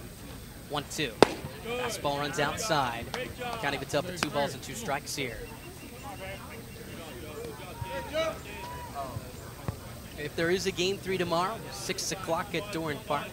Braves, of course, having home field advantage through the entirety of the Western playoffs, being the #1 seed. 2-2, breaking ball, taken down, away ball 3. Count runs full at 3 balls and 2 strikes. It'll be Will Sandy on the mound tomorrow for the Braves if we get there. Another left-handed arm, which the Commodores have struggled against this season, but they were able to get to the lefty and Hunter Furtado here tonight. By leans in for the sign here. Bromwich digs back into the right-hander's batter's box. 3-2. Breaking ball rings across the outside corner for strike 3. Cameron By picks up his first strikeout of the night. That sends Bromwich back to the first base dugout. 1 down, Butcher holds at third as that sends up Jacob Walsh, another threatening power bat to the plate. Yeah, good pitch there by to keep the runner at third, now with 1 out in the inning, but now he has to do it again. Walsh has hit it hard a couple of times tonight, had that 2-run double back in the third, and then the rope line drive caught by Brito to end the 5th. Walsh looking to drive in his 3rd run of the night in what would be his 5th of the series through 1+ games so far. First pitch, breaking ball. Clips the outside corner for a strike. 0-1. Walsh hit his screamer back in his last at-bat in the 5th, but right at Chris Brito to end that inning. And field drawn in here, the 0-1. Down low with a heater. Count evens up at 1 ball and 1 strike. And Walsh has been in the 8th spot for back-to-back evenings, the lowest that he's been this entire season in the Commodores starting 9. Braves saw him as low as 7 back last Sunday when these two teams faced off at Doran Park. But from the 8th spot, he's been very productive for the Commodores through these 2 games. Here's By's 1-1. Breaking ball, tap fouled on the first base side. 1-2 the count. And you can't keep this guy's bat out of the lineup, no matter how bad he's struggling. He's just an imposing figure up there at a left-handed batter's box. Big, strong swing. Guy who can produce runs when he's standing at home plate. 5 home runs this season, 16 runs batted in during the regular campaign as well. 5 from the stretch, his 1-2 again. Swing and a pop and foul, third base side and out play. Count stays at 1 ball and 2 strikes. He's a fun at-bat to watch because it's really a 180 of what he does pregame. During batting practice, it's light, gentle swings. He's hitting everything on the line, up the middle, opposite way. In the game, he is not getting cheated, and he's looking to do big-time damage. 5 from the belt, his 1-2. This is outside with an off-speed pitch. Count evens up at 2 balls and 2 strikes. And he's been a constant in this lineup. You could point to a couple of other guys, Alex Moody, Andrew Pinckney. But he's been there every single time the Braves have faced these Commodores this summer. 2-2, rolled over foul towards the first base dugout. Pinwheels around in there as the count stays at 2-2 here. And really, if you look at the 203 batting clip, the main reason he's hitting sub 100 against left-handers in 43 at-bats, 4 for 43 this season. As a righty on the mound here and by, here's the 2-2 again. Swinging a high fly ball left field. About medium depth as Evan Slight camps towards his left. He makes the catch. Tagging from third is Butcher. Slight's throw to the plate on a hop. It's not going to be in time. Butcher scores standing up from third. Another run in here for the Commodores. 11 on the night. That is the most the Braves have allowed this season. 11-3. Commodores your score. That eclipses the previous record of 10 when Falmouth beat the Braves 10-3 at Doran Park.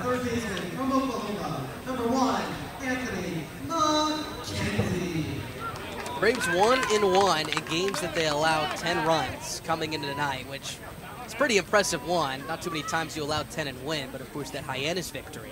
It's the first pitch to McKenzie's a fastball, the inside black for strike 1. 0-1, where they scored. Let's go, McKenzie. 18 runs on the night, winning 18-10 over those Harbor Hawks. 0-1 the count here from Bach. The pitch. Fastball. Pumps across the outside corner, strike 2. 0-2 the count. Braves would love to regain some of that mojo from that evening at McKeon Park here with 6 outs to work with as we sit in the bottom of the 7th. 5 from the stretch again is 0-2. Breaking ball, swing and a miss, blocked by Espinal. He'll pick it up and find his lane and throws a bullet over to first base to retire. McKenzie to retire this side as well. Not before the Commodores push across 2 more on the RBI triple from Drew Rutcher and the sacrifice fly from Jacob Walsh. 11-3 Falmouth, your score. We're heading to the top of the 8th here in Game 2 of the Western Division semifinals. Can first pitch not come soon enough? Well, don't worry. Before the Bravos has you covered. Starting 15 minutes before first pitch at home or on the road, Before the Bravos has the pregame insight and analysis you need to get game ready. From exclusive interviews, a first look at the opposition, lineup breakdowns, and so much more, Before the Bravos is the best place to start your evening of baseball. Before the Bravos, 15 minutes before first pitch, every game day, live on the Bourne Braves YouTube stream. T-Mobile is proud to sponsor the Cape Cod Baseball League. T-Mobile believes that when small towns thrive, America thrives. That's why they are investing billions to bring fast, reliable, and affordable wireless service beyond the big cities to small towns across America. There's never been a better time to join T-Mobile. Visit T-Mobile.com/acrossamerica to find out more. Grab your hot dog and your lawn chair. This is Bourne Braves Baseball. The Doors tack on 2 more in the home half of the 7th inning. They now lead it 11-3 as we play in the top of the 8th back at Gov Fuller Field. That's Max Tanger. I'm Calvin Cristoforo. The Braves and Commodores playing in game number 2 of a 3-game Western Division Final Series. And Max, it looks all the more and more apparent that there's going to be a game 3 tomorrow, barring a miraculous 8-1 Braves comeback. Absolutely. One that the Braves just let slip away from them back in the 3rd inning. It felt that they had some momentum, garnered in the top of the 4th after pushing across 3. This Falmouth pitching staff has been doing a good job of shutting them down since. Braves will send up 3-4-5, Horvath, Brito, and Slight. Here in the top of the 8th as Matthews is back out there for his 2nd inning of work. First pitch. Fastball in there for a strike. Horvath on the night, over 3. He struck out twice, both looking and swinging. Trying to get something going for the Braves, suddenly with 6 outs to play with and 8 runs to come back from. The 0-1. Looping curveball, and it catches Horvath on the back. It was a slow breaking ball that twisted inside and hit Mac Horvath between his belt and the number 2 on the back of his jersey. So with the bruise, the Braves do get the leadoff base runner on here in the 8th. Braves just trying to get something going here. 6 outs remaining in this ball game. Again, down by 8 runs, it's going to be tough, but the good news, they've done it before.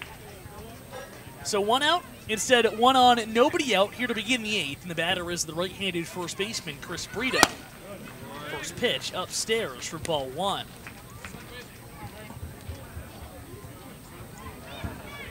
Brito doubled and scored the Braves' first run of the night. That was back in the 4th inning when the Braves scored all 3 of their runs. His goal now, just keep the line moving. The pitch. Slider below the zone, ball 2. And if anything, make this game more interesting to force Falmouth to throw more bullpen arms. Good count to do damage. He's ahead of Matthews 2-0.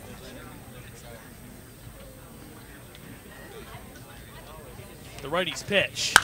Popped up into the infield. The catcher in Cromwick calls off the pitcher and makes the one-handed catch with his mask off for the first out of this inning. Brito got a lot of that one, just straight up, not straight out, and there's a first out of the inning.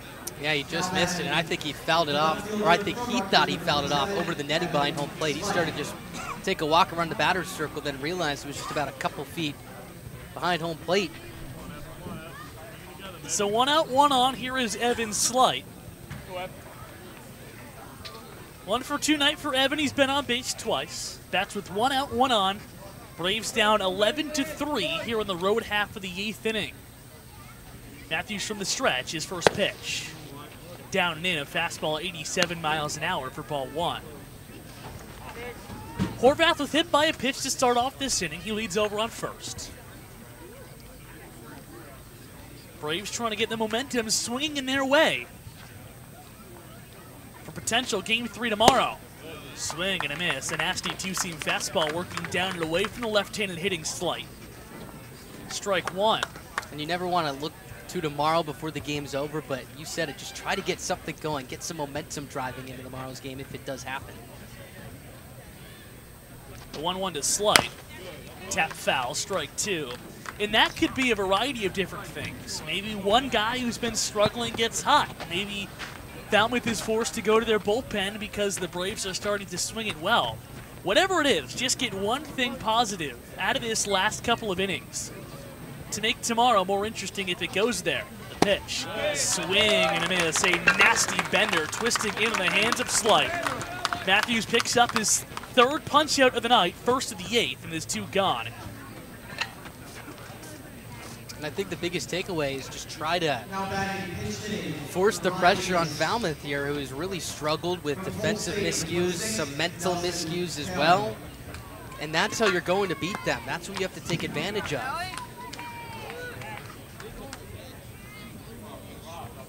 Braves going to the bench here. It's Nelson Taylor, the pinch hitter. Nelly got the start in last night's win. Played a really good defensive center field. Probably saved 2 or 3 runs out in center for the Braves. At the plate was 1 for 3, singled and reached on a walk. He bats with a runner on, 2 gone, top of the 8th, 11-3 Commodores.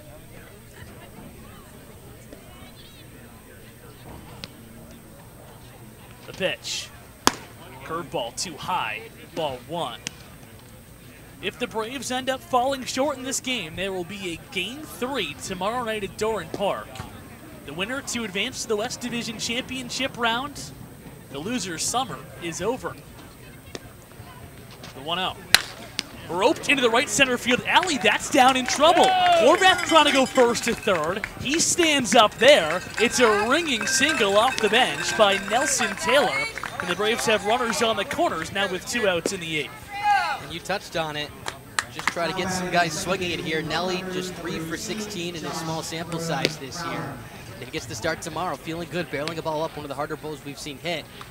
Minus the home run, of course, for his first knock back last Tuesday. So now 2 are on for Josh Corona-Grauer, and that is a very positive sign because you love to have his defense, and if you can get his bat, what a bonus. First pitch to Corona-Grauer. Check swing, but he went around on a fastball up and out of the zone for strike 1. JKG continuing to make an instant impact in this Braves offense. Drove in a run with a single in the 4th and ended up coming around to score. The 0-1. Grounded through the left side, a base hit. Horvath comes home, he scores, and Josh Corona-Grauer picks up his second RBI of the night on another hard-hit single through the left side. And now in 3 games as a Brave, each ball game he's pieced together a multi-hit performance. 2 RBI singles today, now already has 4 on this season. He has just been firing on all cylinders out of the gate here in his Bravos career. So those are 2 encouraging signs. Corona-Grauer stays hot, Taylor gets a base hit. Those are the 2 guys on first and second respectively for Josh Moylan, who just missed a home run in his last at-bat. First pitch. Backdoor slider that gets in the zone, strike 1. Moylan flew out to right field on a ball that was hit to the moon. Just got under it because he put a lot of barrel on that ball. 11-4 Falmouth, 2 outs, 2 on. Top of the 8th inning here at the Gov. The 0-1. Fastball up and away, 1-1. Pitcher Matthews asking if that was up or away. It was both for ball 1. The big left-handed bat of Josh Moylan digs in the back of the lefty box. Matthews sets his 1-1. Fastball outside, 2-1. And if you're Jeff Trundy, you're just trying to get Matthews through this inning. They have a left-hander warming up as we speak, but don't want to make anybody throw any more pitches than you need to up by this much. A home run by Moylan would make this just a 4-run game, which is approaching save situation territory. 2-1. Above the zone, 3-1. The Braves catcher, Alan Espinal, waits on deck. Espy's already extended his hitting streak to 5 games with a single in the 4th. Moylan trying to get the inning to him. Runners on first and second, 2 outs, top of the 8th. Matthews 3-1. Fouled away over our heads next to the Braves dugout on the third base side. Runners will get a head start on the full count pitch. Matthew Bonner warming up at the bullpen down the right field line for the Commodores. Braves saw him last Sunday where he tossed 2 scoreless innings. That's Bonner's only appearance of the summer up to this point. But business at hand. Runners on first and second, they'll both be going. The 3-2 to Moylan. Swing and a miss. A really good two-seam fastball by the swing of Moylan, who's retired on strikes for the second time tonight. Braves get a run back in the 8th, but still have a ton of work to do. We're through 7.5 here at the Gov. 11-4 Commodores in the Bourne Braves Radio Network. T-Mobile is proud to sponsor the Cape Cod Baseball League. T-Mobile is committed to serve those who serve. That's why they go above and beyond for our active duty military, veterans, and first responders. Visit your neighborhood T-Mobile store or T-Mobile.com to learn more. For the first time since 2019, the full Cape Cod League playoff slate is back. Last season, just 2 teams from the East and West Division respectively played in the shortened playoff format, but this year there will be a full 8-team slate. 4 teams from the East and West will get a shot at the title. The Braves have missed the postseason just once since 2007 and look to make another run back to the title game in 2022, a series they lost a season ago. It's the Cape Cod League playoffs and they're back in full swing for the first time in 3 years. Let's take you back out to the ball game. It's time for more Bourne Braves baseball. Braves get a run back in the top of the 8th, but it's all Falmouth as we begin the bottom of the 8th at Gov Fuller Field. 11-4 Commodores here in Game 2 of the West Division semifinals. Braves took last night's game 6-5. A win for Falmouth tonight would push an all-or-nothing Game 3 tomorrow back in Bourne at Doran Park. Braves trying to pick up whatever momentum they can get in the latter half of this game. Falmouth looking to keep the gas. The foot on the gas. The Doors scored 7 in the 3rd, 1 in the 6th, another in the 6th, 2 more in the 7th. 11-4 Falmouth, and here is Alex Moody, the top of the Falmouth order, hitting for the 6th time the pitch. Up and in, and it clips Moody on the front elbow. It hit him.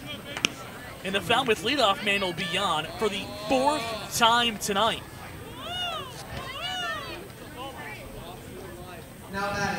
Cameron By back out there for his 2nd inning of work, hits the Falmouth leadoff man. And now he has to deal with Colby Halter. And you think about the Braves trying to get whatever momentum they can. By's first pitch. Swung through a fastball at 86 miles an hour for strike 1. Halter this season, a .307 hitter, led the league in home runs with 7, was top 10 in the league in hits, average, home run, RBIs, and runs scored. That's with 1 on and nobody out. His team up by 7 here in the bottom of the 8th. The 0-1. Swing and a miss again. He beat him on a similar pitch, 86 away for strike 2.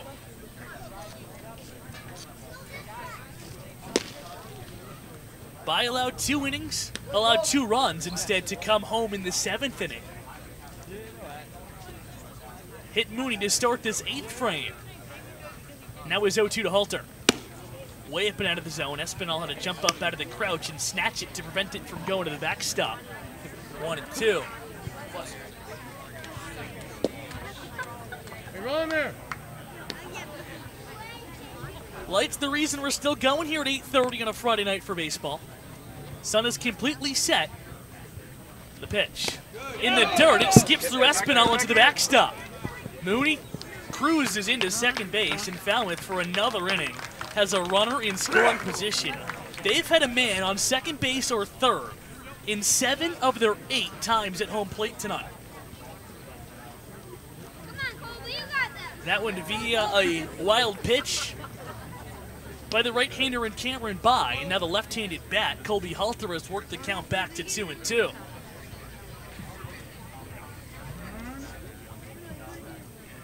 Infielders up the middle with their heels on the grass. Outfield playing deep but pretty straight up against the left-handed Florida infielder. Buys it 2-2. Below the zone, he tried to work around the plate with a slow looping 75-mile-an-hour breaker, but it misses the zone, and now the count from 0-2 has gone to 3-2. Halter looking to push across Falmouth's 12th run of the contest. The 3-2. Swing and a miss, and By punched him out.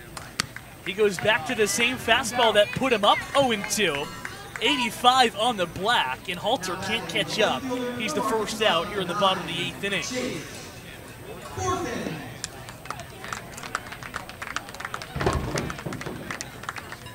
So now here's Chase Borfin, runner on second, one out. Bottom of the 8th inning, in 11-4 Falmouth lead. By working from the stretch, his first pitch.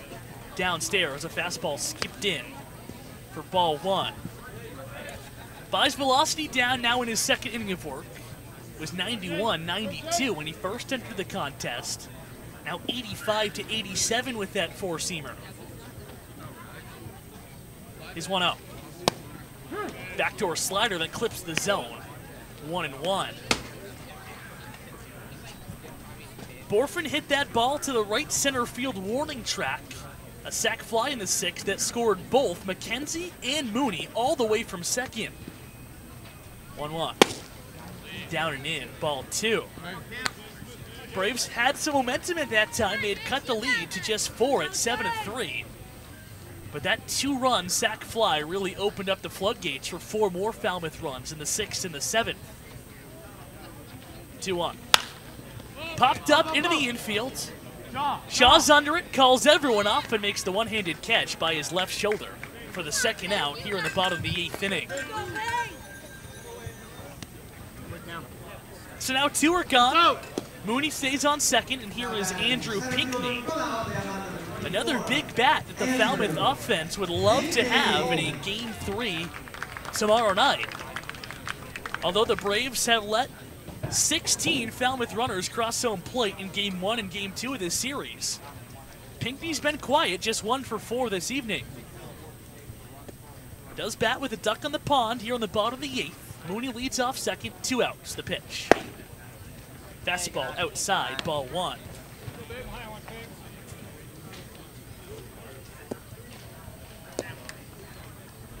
Really good crowd still on hand here in Falmouth. It was a raucous group from the jump, and it stayed that way. And why not? Pitch. Fouled away into the parking lot. Over the Falmouth dugout, strike 1. Boy, have the Commodores fans that have stuck it out tonight have had a lot to cheer about. 11 Falmouth runs on 9 Falmouth hits, and the Doors are up 7.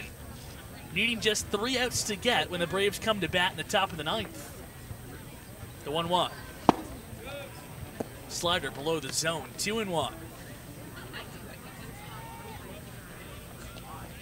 Pinckney went 1 for 2 against his Alabama teammate, the starter, in Hunter Furtado, who allowed all 7 of the runs in the 4th inning to come across home plate. Pitch. Above the zone, 2-2. Now here to Andrew Pinckney.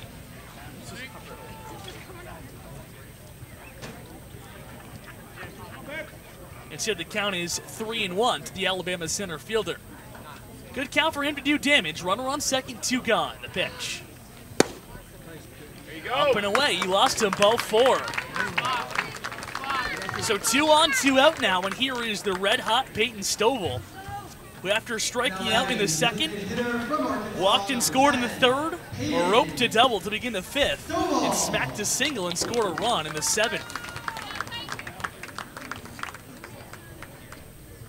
Looking to add on to his already really impressive ledger here tonight.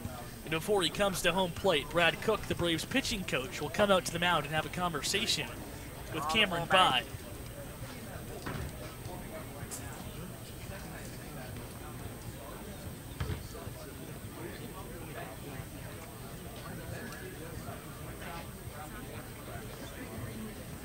by earlier this season, practically unhittable for the Braves, but has been in a heap of trouble all night long tonight. Coming into play tonight, an ERA of 1.42 for the right-hander. He didn't allow his first run until his 7th outing of the season. That was in mid-July at YD. His goal to get out of the 8th inning and keep this a 7-run advantage. Still a tall task, but more manageable than 8, 9, or 10, depending on how many runs Falmouth tries to push across. Here with 2 outs in the bottom of this inning.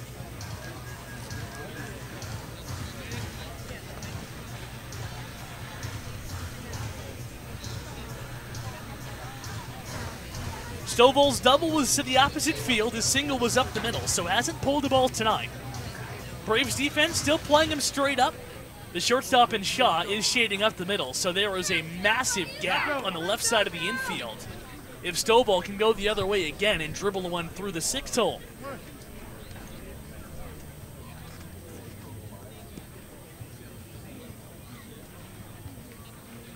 By sets at the belt, Moody leads off first. Pinckney first, the pitch. Swing and a miss, a slider down and away, strike 1. Alex Moody was hit by a pitch to begin this 8th inning.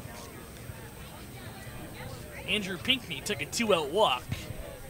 They're on 2nd and 1st respectively with 2 outs and a 7-run Falmouth lead in the bottom of the 8th inning. By his pitch.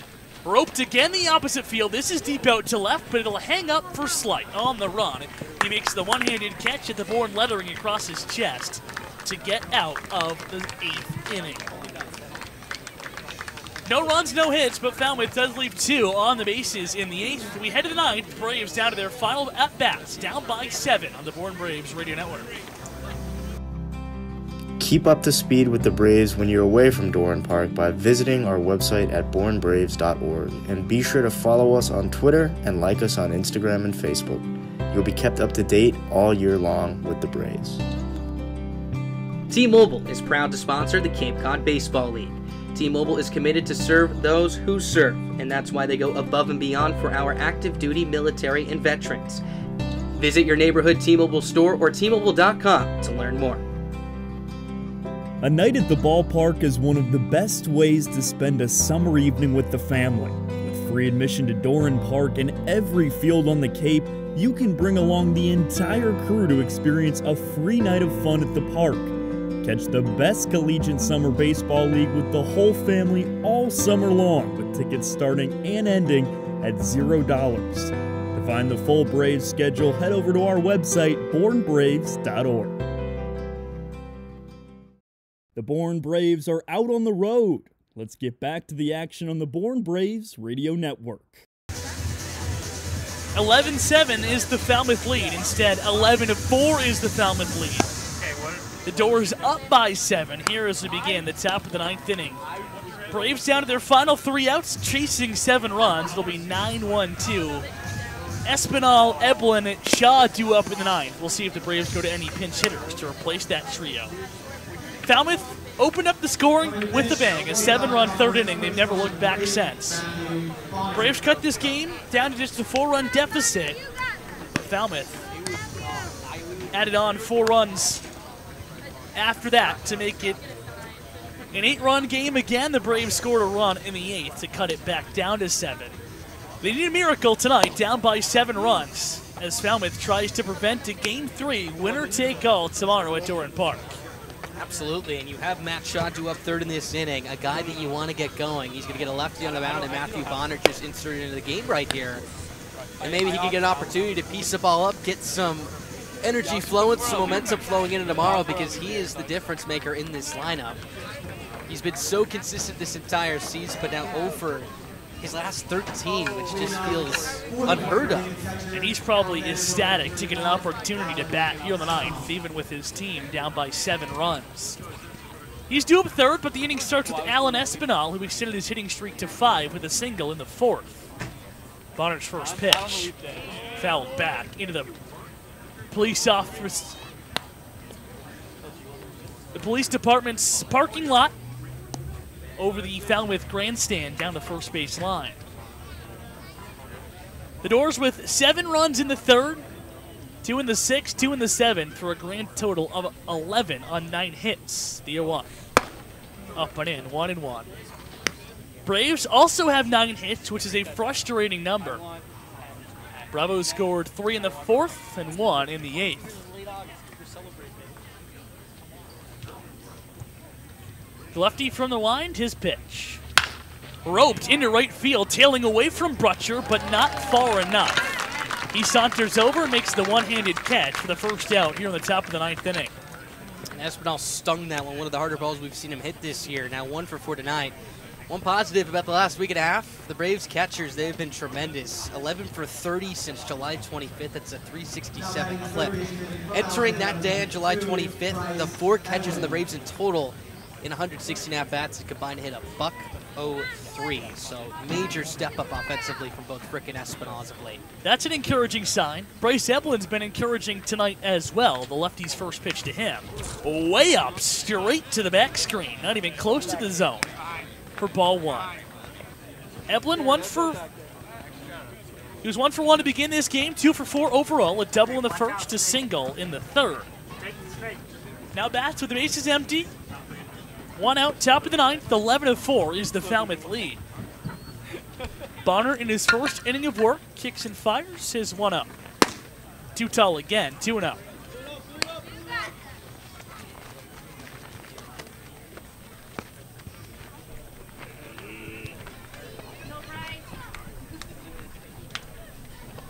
Hitters count here for Eblin. He looks to stay hot late in this contest, 2-0. Not even near the zone, up and in on a 90-mile-an-hour fastball. It backed off the Braves' third baseman. And now it is 3-0 and down by 7. If you're Jeff Trondy, you gotta love what you got from Jerron Watts-Brown tonight. 6 innings, gives that bullpen a rest, especially with the large lead. 3-0. Catches the top of the zone at the letters, 3-1. Matt Shaw waits on deck, and then it'll be Horvath, Brito, and Slight if this game extends any further.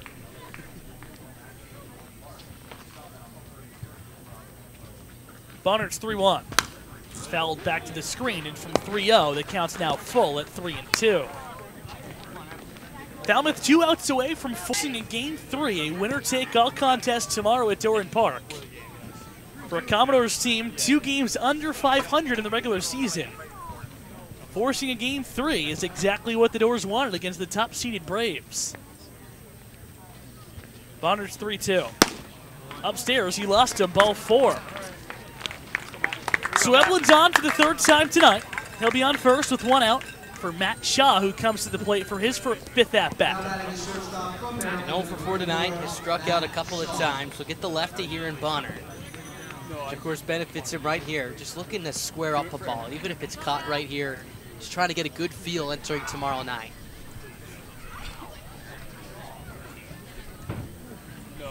Bonner's first pitch, the league MVP. Outside, ball 1. Shot tonight, fly out to right, strikeout looking, fly out to center, strikeout swinging. Falmouth looking for a double play ball to end this contest. The 1-0, Eblin is going. Problem with the catcher won't even get out of the crouch due to defensive indifference, and Eblin's in second base. Now in scoring position, the pitch was a strike, 1-1 here on Shaw. Falmouth not messing around with throwing the ball around, up by 7 with just 2 outs to get in the top of the 9th. The 1-1. Popped foul over the Falmouth dugout down the 3rd baseline. Onto the basketball court down there, where Matt Shaw still has to face Ethan Frank in a 1-on-1 game. First time we were here, Ethan challenged the Braves middle infielder. That contest still is yet to go down, and I don't think Matt Shaw is the one dodging it. We're all waiting for it.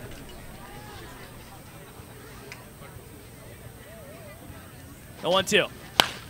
Rounded foul, 3rd baseline. Shaw can do everything in the field. I mean, you got to imagine he's one heck of a basketball player as well. I think you could give him any piece of sporting equipment. He could just figure it out on his own. I mean, some are harder than others. I was gonna say. We've talked about a couple of them this year. I mean, let's see him get a cricket bat. I think he'd be really good at cricket. Well, cricket's kind of a similar comp. I'm talking something like badminton. That is hard. Ever play badminton? I took a class on it. The 1-2, Evelyn going again. The pitch is popped up into the infield. Bottom of the pitcher gives way to the first baseman Walsh. She makes a one-handed catch just to the right of the pitcher's mound. For the second out here on the top of the 9th inning. You're telling me you took a class on badminton? Well, let me rephrase. Not on it. It was just playing badminton for half a credit, and I was pretty good. I was pretty pleased with my performance. I once went to a picnic one time, and I got absolutely demolished in Really? badminton. I feel like you'd be good at badminton. I got smoked. I was playing against a very experienced player, and I couldn't hang. Is there professional badminton out there? I'm sure there is. First pitch to Horvath is fouled away. Braves down to their final out tonight. 11-4 is the Falmouth lead with 2 outs in the top of the 9th inning. Matt Horvath looking for his first hit of the evening, 0 for 3. Did score on a hit by pitch in the 8th. This professional everything. Let me tell you that. The 1-1. Fouled back to the screen, and just like that, the Braves are down to their final strike tonight.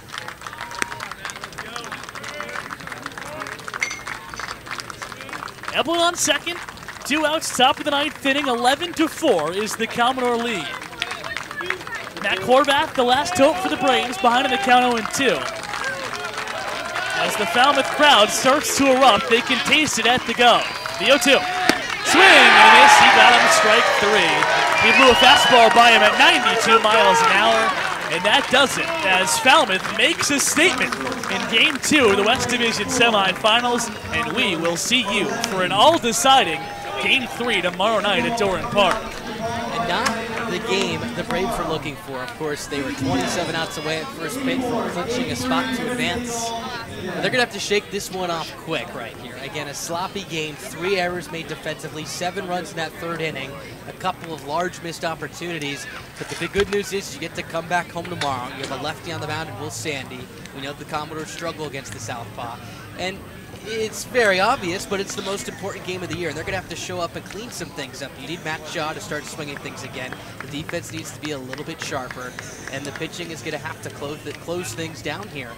You go back to Game 1, I mean, we talked about it. It was a game that Falmouth had an opportunity to run away with. The Braves were able to hold on and win it 6-5. You look at this game tonight, this has not been the Braves' best baseball, especially what we saw the previous week.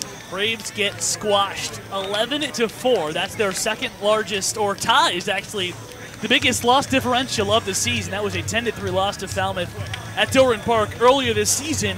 Tomorrow, all the marbles, it's going to come down to who wants to play Cape League baseball and who wants to go home.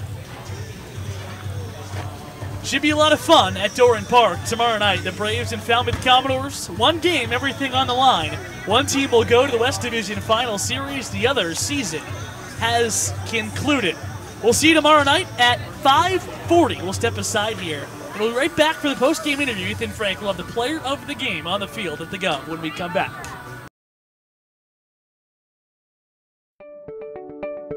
43 of the Braves' 44 regular season games this summer will take place on the Cape, but for the first time ever on July 25th, Polar Park, home of the Worcester Red Sox, will host a Cape Cod League game when the Bravos take on the Wareham Gatemen at 6:45.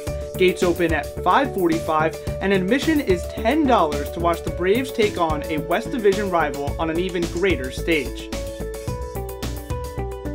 The Braves are the reigning champs of the Cape Cod League West Division, but the West in 2022 is loaded again and as wild as ever. With 6 games against Hyannis, Wareham, Falmouth, and West Division runner-up Katuitt, it's a packed slate against division foes thirsty for revenge. To check out where and when the division matchups go down, head to our website, bournebraves.org, and check out the Bravos' full schedule. After COVID-19 canceled the 2020 season and shortened 2021, this year will be the first since 2019 with a full 44-game schedule and an 8-team playoff. That means you can catch the Braves squaring off with each team in the West 6 times and each team in the East 4 times. It's a jam-packed slate for the Braves in 2022, and you can check out the squad's complete schedule on our website, bournebraves.org. What's better than a summer night? A summer night with the Bourne Braves. Falmouth takes game 2, 11-4 here at Gov Fuller Field. The Doors scored 7 runs in the third and really just never looked back in this game tonight. Absolutely, and you look back at that fourth inning where the Braves were able to push across 3 and you felt that they were getting some momentum again. But then just the Commodores pitching staff was tremendous. Watts Brown, 6 scoreless innings, a season high for him, got past that monster. And a good outing for him. You got to tip your cap. It makes for an all-decisive game number 3 tomorrow at Doran Park between the Braves and the Falmouth Commodores. First pitch at 6. We'll get you going with our pregame before the Bravos at 5:40. For our producer, Ben Spector, for my partner, Max Tanzer, I'm Calvin Christopher. We'll send it down to the sidelines for the final time, where Ethan Frank has our player of the game. Thanks, Calvin. Here with our Braves player of the game, Josh Moylan. Josh, I know not the night you wanted as individually and as a team, but specifically thinking, moving on from today and looking ahead to tomorrow, you're the only guy on this team who got to experience a win-or-go-home Game 3 last season. What was that like, and how can you take that experience into tomorrow? Yeah, I mean, it's tough. I mean, win or go home, obviously, like you said, I mean, if we don't come out and play tomorrow, we're done for the summer, and I know all the guys in here want to get out and win a ring, so it's really important for us to come out tomorrow and just play our brand of baseball. How do you respond after a game like this? I know there are times throughout the season where you guys had tough losses. How are you able to bounce back and get in that mindset again to like, okay, we need to go do this? Just flush it and focus on what's ahead. I mean, they threw their best arm tonight, so whatever they throw at us tomorrow, we'll be ready to handle it. But it's just that. I mean, flush it and get ready to go tomorrow. How do you guys feel going back to Doran Park? I know you beat Falmouth the last 2 times you guys have played them there, but they've been a better road team than home team all season. How does that factor in? I mean, it's always good to play at home. I mean, this is a good environment, but at home, we have our fans behind us, even though, you know, sometimes it's not the loudest place, but, you know, Bourne will get up tomorrow. But it'll be good to get back home and play. Absolutely. A decisive Game 3 tomorrow, Josh. Thank you so much. Thank you. All right, that will do it for our coverage tonight. Thank you again to Josh Moylan. Thank you to Max, Calvin, and our producer, Ben Spector. As always, we will see you tomorrow on the Bourne Braves Television Network for Win or Go Home. It should be fun. We'll see you at 5:40 tomorrow.